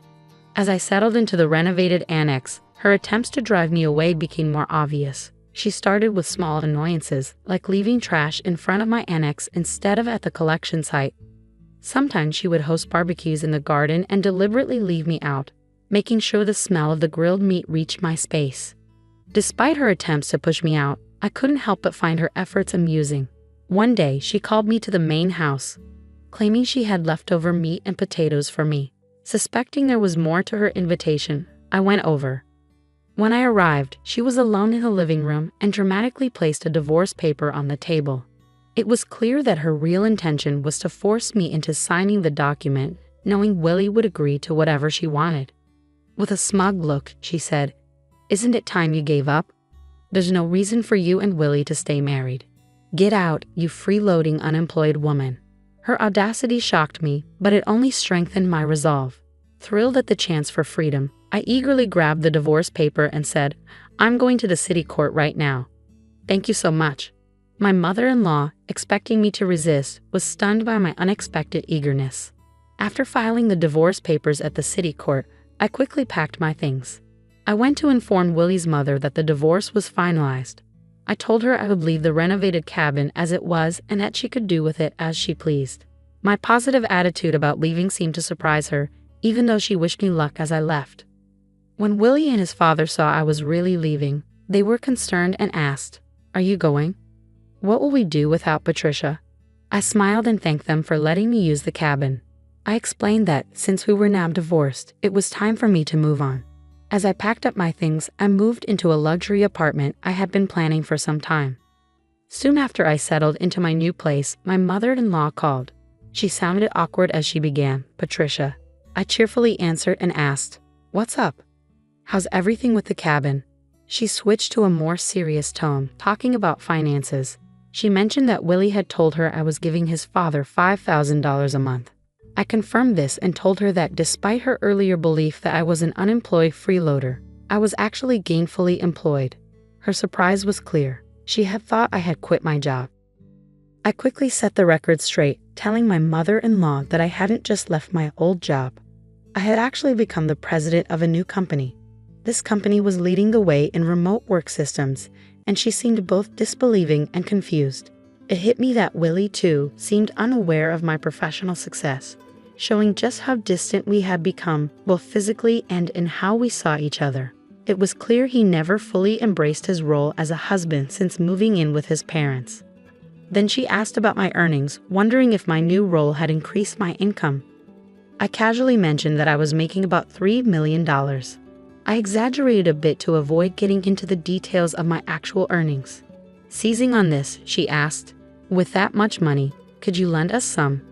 Your father-in-law was laid off and kept it hidden. We've been managing with the $5,000 you've been giving us, but neither Willie nor I knew about his job loss." This explained a previous conversation with my father-in-law, where he said it was hard to ask his son for money. I realized now that his earlier comments were likely a tactic to get financial support from me, assuming my new job meant I had a lot of money. This move, though clever, made the financial expectations of Willie's family clearer and how they viewed me. At our old company, they cleverly managed to get $5,000 a month from me, claiming it was for shared expenses.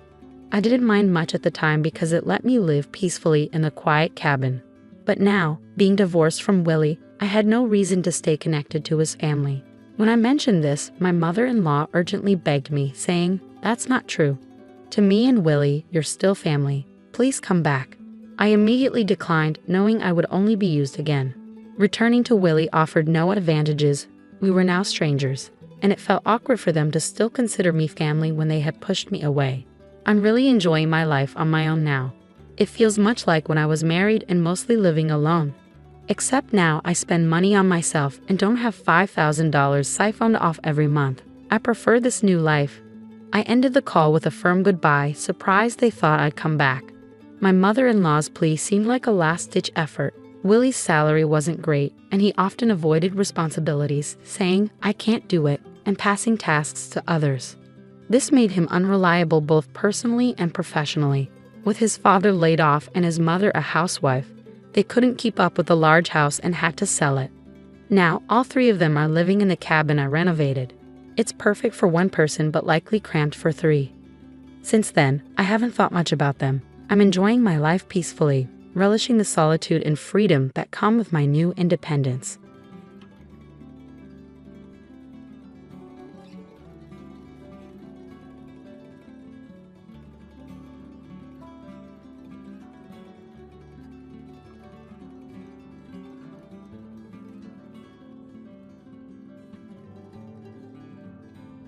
Hello, my name is Julie, and I'm 42 years old. I've been reflecting on a particularly difficult time in my life that began when I decided to end my marriage to Thomas. It became increasingly clear that we simply weren't meant for each other.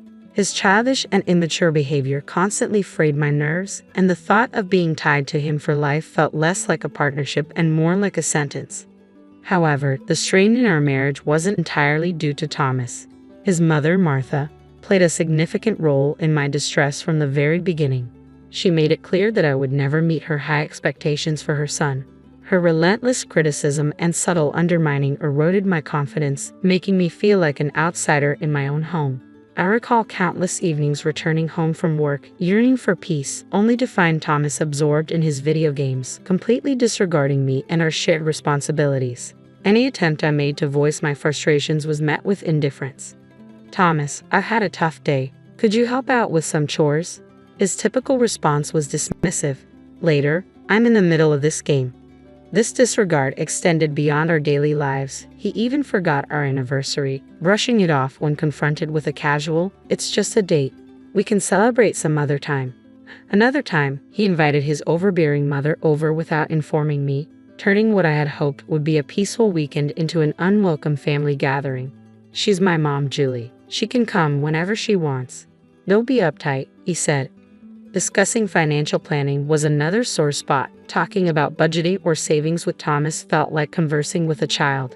"You worry too much. Let's just enjoy our money. We'll figure it out later," he would argue. These examples only scratched the surface of the deep-rooted issues in our marriage, where my concerns were routinely dismissed and my feelings invalidated. At family gatherings, Martha took pleasure in belittling me, never missing an opportunity to criticize my appearance, career, or even my cooking. I remember one evening, after spending hours preparing a meal, I hoped for a little appreciation. "Martha, I spent hours on this dinner. I hope you enjoy it." Her response was sharp and cutting. "Well, let's see if it's even edible. I can't trust your cooking." Another instance involved a new dress I was excited about. "Martha, I found this beautiful dress that I think would look great on me." Her reply was equally dismissive. "Oh, sweetie, that dress is far too revealing for someone your age. You don't want to embarrass yourself, do you?" And when I tried to assert my parenting style, she was just as dismissive. "Martha, I would appreciate it if you didn't criticize my parenting decisions." "I know what's best for my children," she retorted. "Clearly, you don't, or you wouldn't be making such foolish choices. Honestly, what is wrong with you?" When I shared my efforts to adopt a healthier lifestyle, hoping for support, she belittled me. "Oh please, you're wasting your time with all that exercise and dieting. You'll never look as good as me." Her justification was blunt. Whenever I asked her to stop making snide remarks about me to others, she responded with, "I'm just telling the truth, dear. People should know what they're dealing with when it comes to you." Martha's constant belittlement and disparaging comments became a relentless source of stress, undermining any positive aspects of my relationship with Thomas.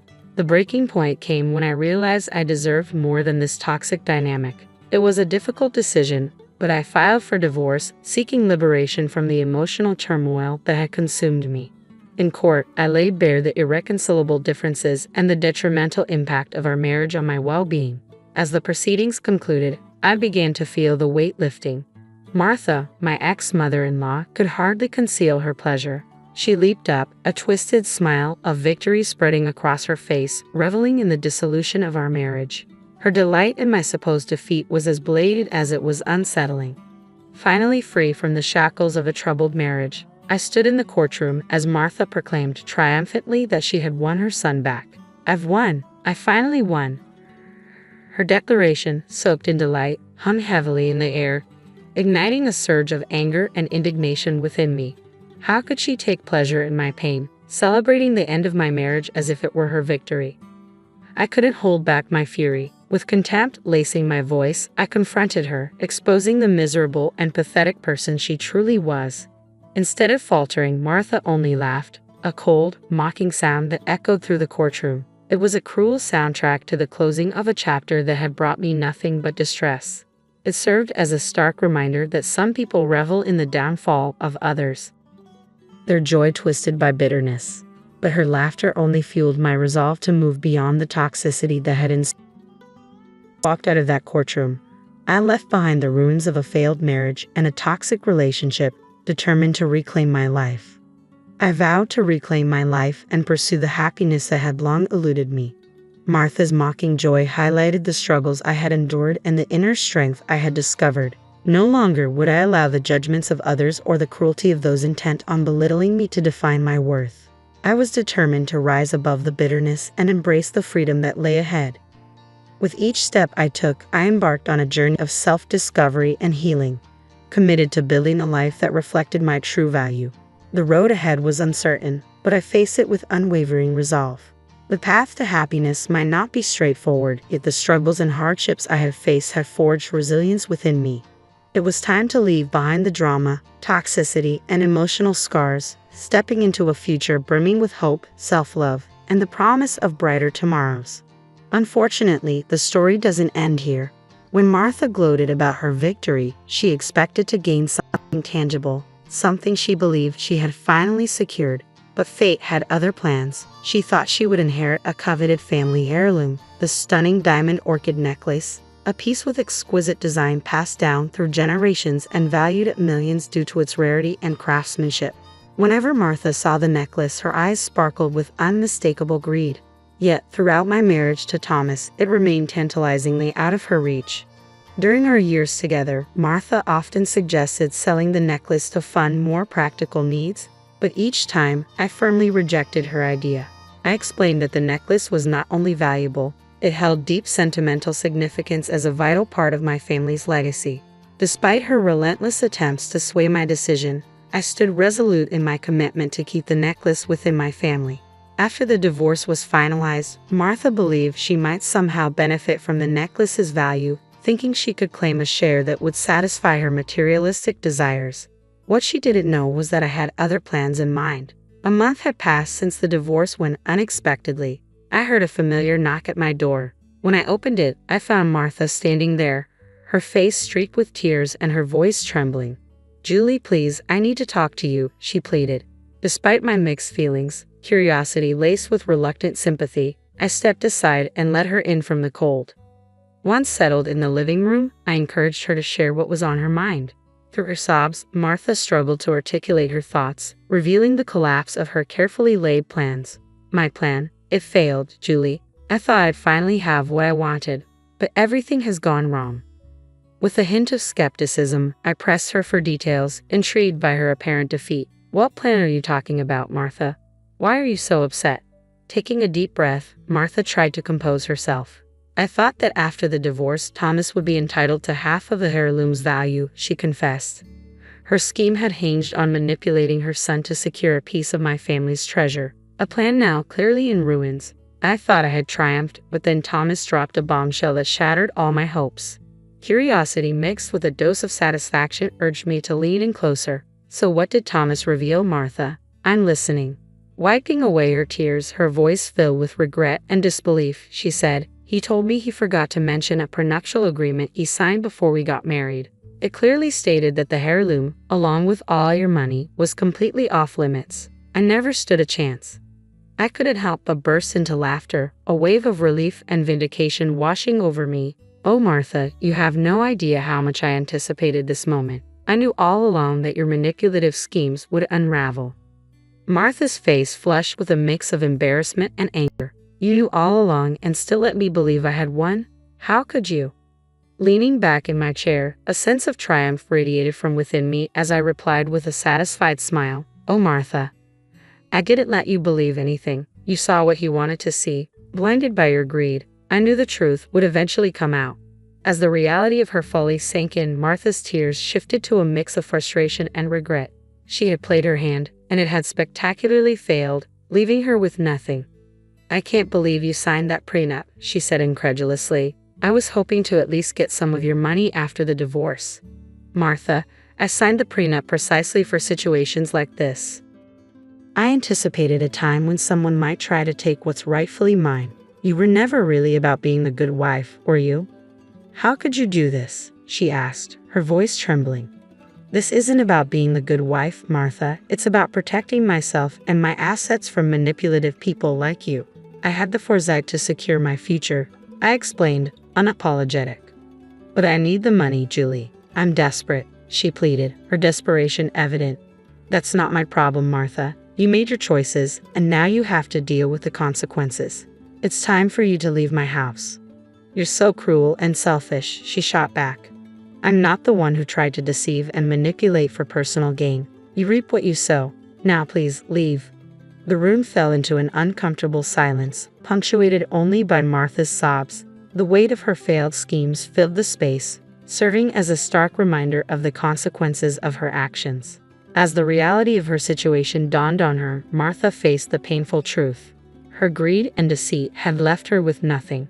Despite her predicament, I remained firm, resolute in defending my rights and protecting what was rightfully mine. My experiences had taught me that trust and love should not blind one to the potential for betrayal. As Martha prepared to leave, her expression reflected a mix of anger and resignation, the bitterness of her choices hanging heavily in the air. With a resentful tone, she spat out, "You call me heartless. Martha, reflect on how you treated me throughout my marriage to Thomas. You were the one who was vindictive, cruel, and manipulative," I retorted. "You're exaggerating. I never treated you badly," she protested defensively. "Oh really? Shall I remind you how you purposefully excluded me from family events, belittled my achievements, and spread rumors about me? You seem to relish my distress." "I did no such thing. You're just trying to paint me as the villain." Martha's voice grew more desperate. "Enough of your lies and manipulation. Leave my house now, or I will call the police. I'm giving you an ultimatum," I declared firmly. "Please, Julie, just give me some money. I need it," Martha pleaded desperately. "You have 50 seconds to leave my property. This is your last chance." "You can't do this to me, Julie. I'm family," she protested. "Good riddance, Martha." As the seconds ticked away, her face twisted with anger, disbelief, and defeat. Realizing that her manipulative tactics had failed, she turned and walked toward the door. The tension in the air was palpable as she exited, leaving behind a trail of regrets and the consequences of her actions. A blend of relief and liberation washed over me as I stood tall, having cut ties with toxicity and reclaimed my independence. The next day, as if on cue, another figure from my past emerged, seeking reconciliation. "What do you want, Thomas?" I asked warily. "Julie, I need your help. I'm in a tough spot right now, and I was hoping—" "Save it, Thomas. I don't want to hear your excuses. You dare to call instead of facing me like a man? How cowardly can you be? I thought it would be better this way. Julie, please, just hear me out." "All right, Thomas. I'm listening," I said, bracing myself for what was to come. "Why don't you start by explaining how you constantly belittled my ambitions, mocked my dreams, and made me feel like I was never good enough? Do you even remember any of that?" "I don't know what you're talking about, Julie. Sure, we had our disagreements." "Disagreements?" I interrupted, my voice rising. "I call it emotional abuse. You try to undermine me at every opportunity, hoping to break my spirit. Well, guess what? I'm done with it. I deserve better." "Julie, please, I'm sorry for everything. I'm in a tough spot right now, and I thought maybe—" "It's funny, Thomas." I cut him off. "You agreed to the prenup, yet here you are, begging and sniveling. Didn't you know what you were signing? Or did you just assume you'd change my mind later?" "I didn't fully understand it back then. I just knew that I loved you," he stammered. "Cut the crap, Thomas. You always had an angle, and now you're out of options." "Julie, I don't know what to say." "Yeah, I figured as much. You've always been at a loss for words when it matters. Listen to me, Thomas. This is the last time I'll say this. If you try to contact me again, I will get a restraining order. Do you understand?" "But Julie?" "No, Thomas. It's over. Goodbye."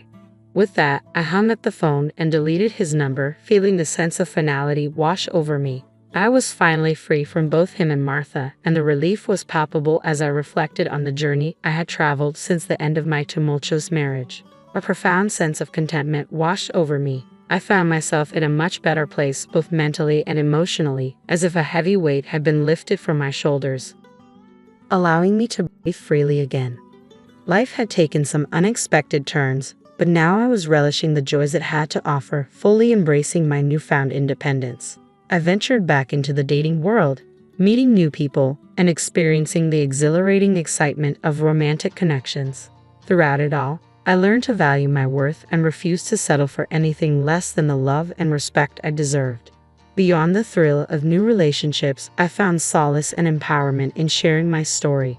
The journey I endured during my marriage inspired me to write a memoir recounting the trials and tribulations of my past. It stands as a testament to the strength I discovered within myself.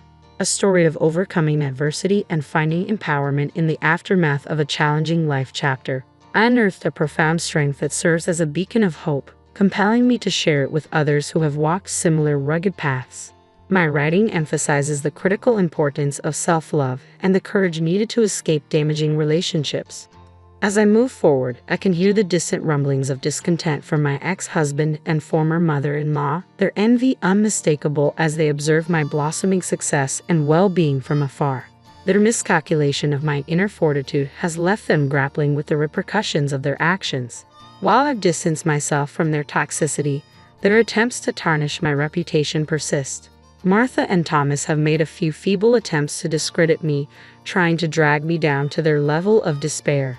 Yet I remain unshaken and undeterred, firm in my resolve to take legal action against their defamatory statements. Their provocations only fuel my determination to see justice served. This new chapter of my life is steeped in gratitude for the resilience I've discovered within and for the solid support system surrounding me. Encircled by friends and family who uplift and inspire me, they cheer on my transformation and motivate me to continue reaching for greater heights. From the ruins of a shattered marriage, I have emerged not only unscathed but fortified, enlightened about my worth and more determined than ever to live freely and fully. This journey, though fraught with challenges, has catapulted me to a realm of self-empowerment and authenticity. My life's narrative is no longer defined by the shadows of pain but illuminated by the triumphs of overcoming and thriving. Having moved past the darkness, I now bask in the light of promising new beginnings. As I pen the ongoing chapters of my life, I approach each page with renewed purpose, seizing the happiness that had previously eluded me. Every word I craft is a step toward reclaiming my voice, my power, and my essence. My quest for revenge was never about stooping to their level, but about ascending beyond it, showcasing the robustness and elegance inherent in my spirit. I am Julie, reborn from adversity, like a phoenix rising from the ashes, ready to soar to unprecedented heights and leaving the remnants of my past far behind in the dust.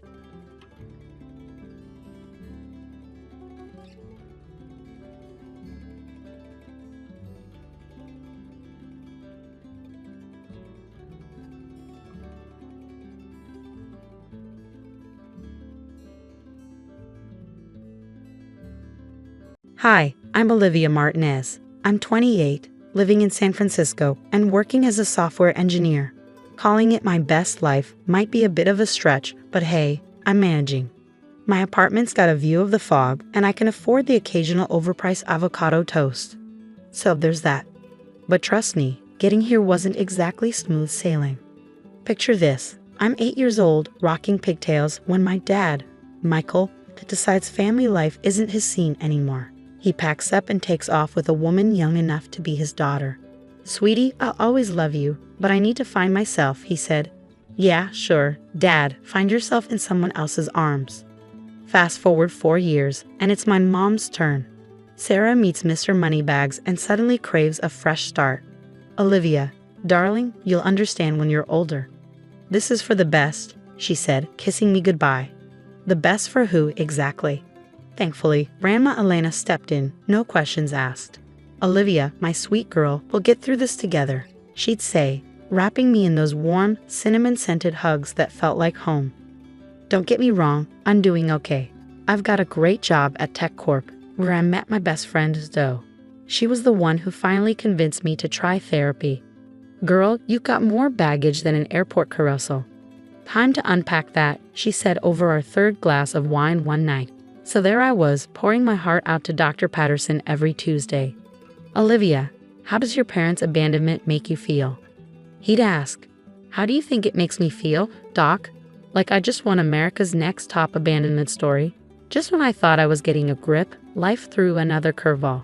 Grandma Elena, the only real parent I ever had, passed away. I was crushed, drowning in grief and memories of cinnamon hugs. Then came the surprise. She'd left me a fortune, serious money, the kind that would make even a Silicon Valley CEO do a double take.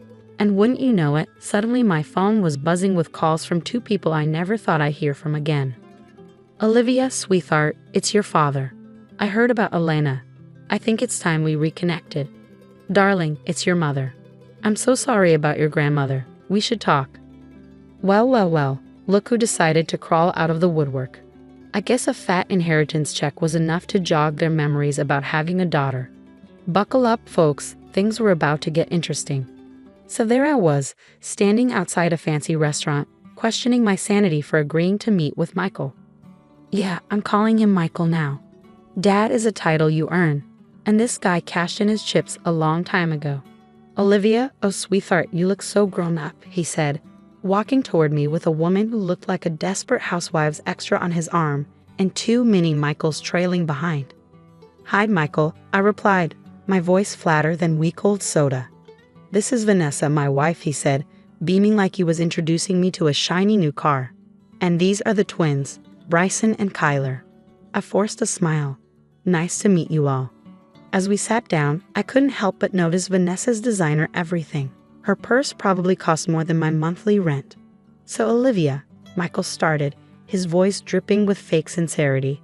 I heard about Elena. I'm so sorry. She was a good woman. Yeah, she was the best, I replied, stabbing my salad like it had wronged me. Funny how you remember her now. Michael had the decency to look uncomfortable. I know I made mistakes, sweetie, but I'm here now. We're family. Family? I scoffed. Is that what you call it? Vanessa chimed in, her voice nauseatingly sweet. Olivia, your father's been through a lot too. We should focus on healing. I bit my tongue so hard I tasted blood. Michael cleared his throat, leaning in. So Elena's estate, has everything been settled smoothly?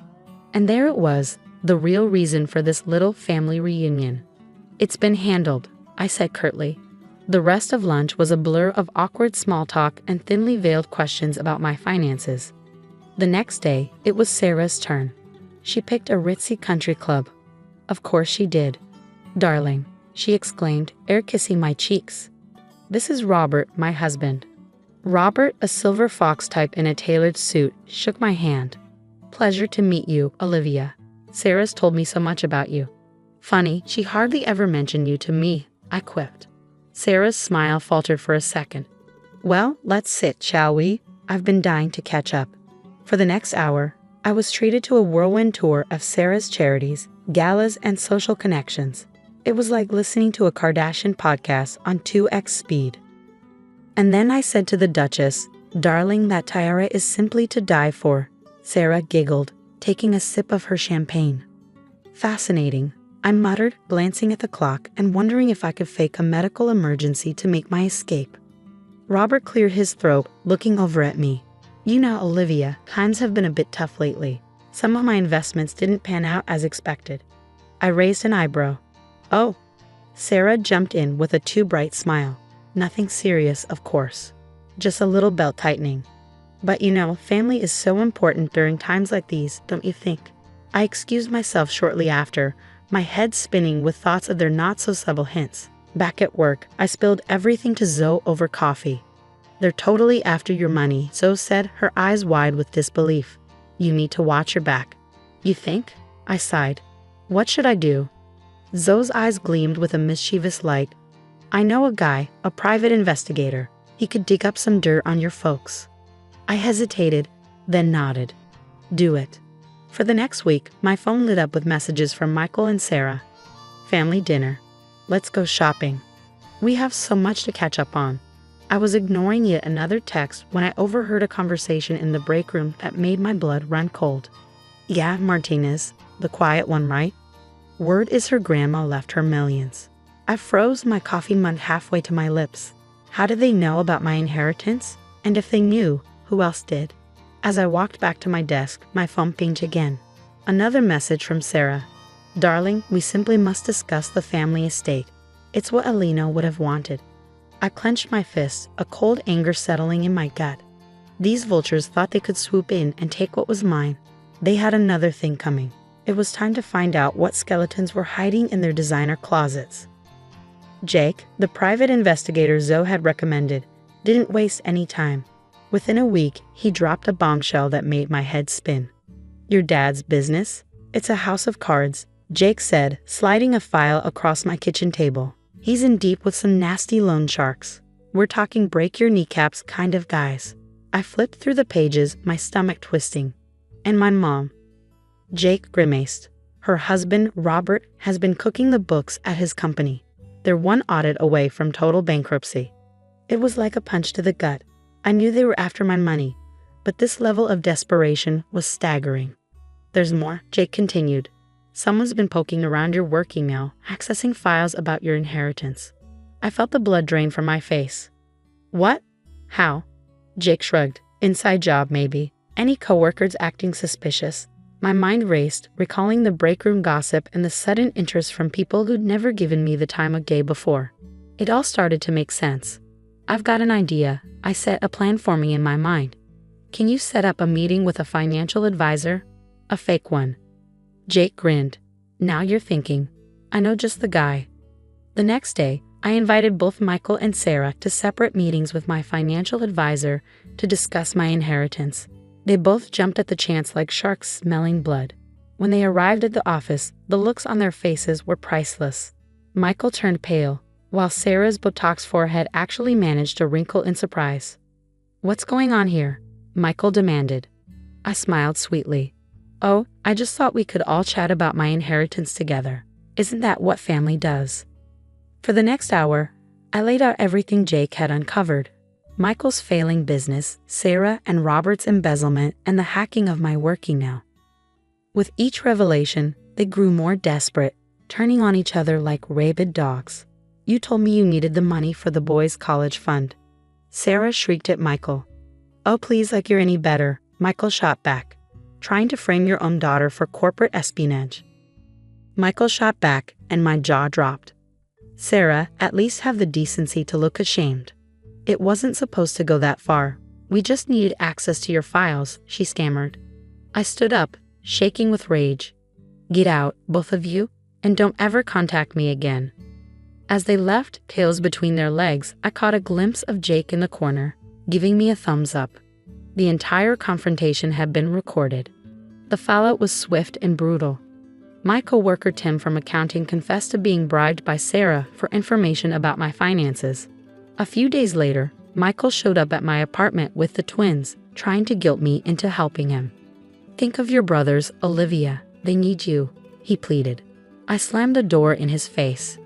They needed a father who stuck around, not a deadbeat chasing money.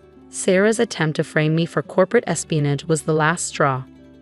I needed a plan, and I needed it fast. We've got them by the balls, Zoe said as we pored over the evidence in my living room. Now we just need to squeeze. I nodded, cold determination settling over me. Let's end this once and for all. I wish I could say I felt bad about what I was about to do, but after everything they put me through, this was justice, pure and simple. First up, Robert's embezzlement. I made an anonymous tip to the SEC, and they swarmed his office faster than you can say insider trading. Sarah, darling, I'm afraid there's been a terrible mistake. I overheard Robert shouting into his phone outside the SEC building. The only mistake was thinking they could mess with me and get away with it. As for Michael, well, let's just say his loan shark buddies got an interesting update on his whereabouts. Last I heard, he was spotted boarding a bus to Mexico, looking over his shoulder every 5 seconds. But the piece de resistance, that recorded confession, I handed it over to my company's legal team, and suddenly, all those whispers about corporate espionage dried up real quick. Olivia, we owe you one apology, my boss said, looking sheepish. And a substantial raise if you're interested. I smiled, but my mind was already elsewhere. It was time for a change. Actually, I said, I think I'm ready for a new challenge. So it was all in when I pitched her my idea, our own tech company. Girl, you're speaking my language. We used part of my inheritance to set up shop. But that wasn't all. Grandma Alina's house. I turned it into a shelter for kids who'd been abandoned or abused. It felt right, like she was still helping people even after she was gone. This place is going to change lives, Zoe said as we stood outside the newly renovated shelter. I nodded, feeling a lump in my throat. It already has. Standing by the window of my new office overlooking the San Francisco skyline, I felt a weight lift off my shoulders. The past was behind me. The future was mine for the taking. The story's over, but I've got a question for you. If you were in my shoes, would you have exposed your parents' schemes or given them another chance? Family is complicated, right? Drop your thoughts in the comments.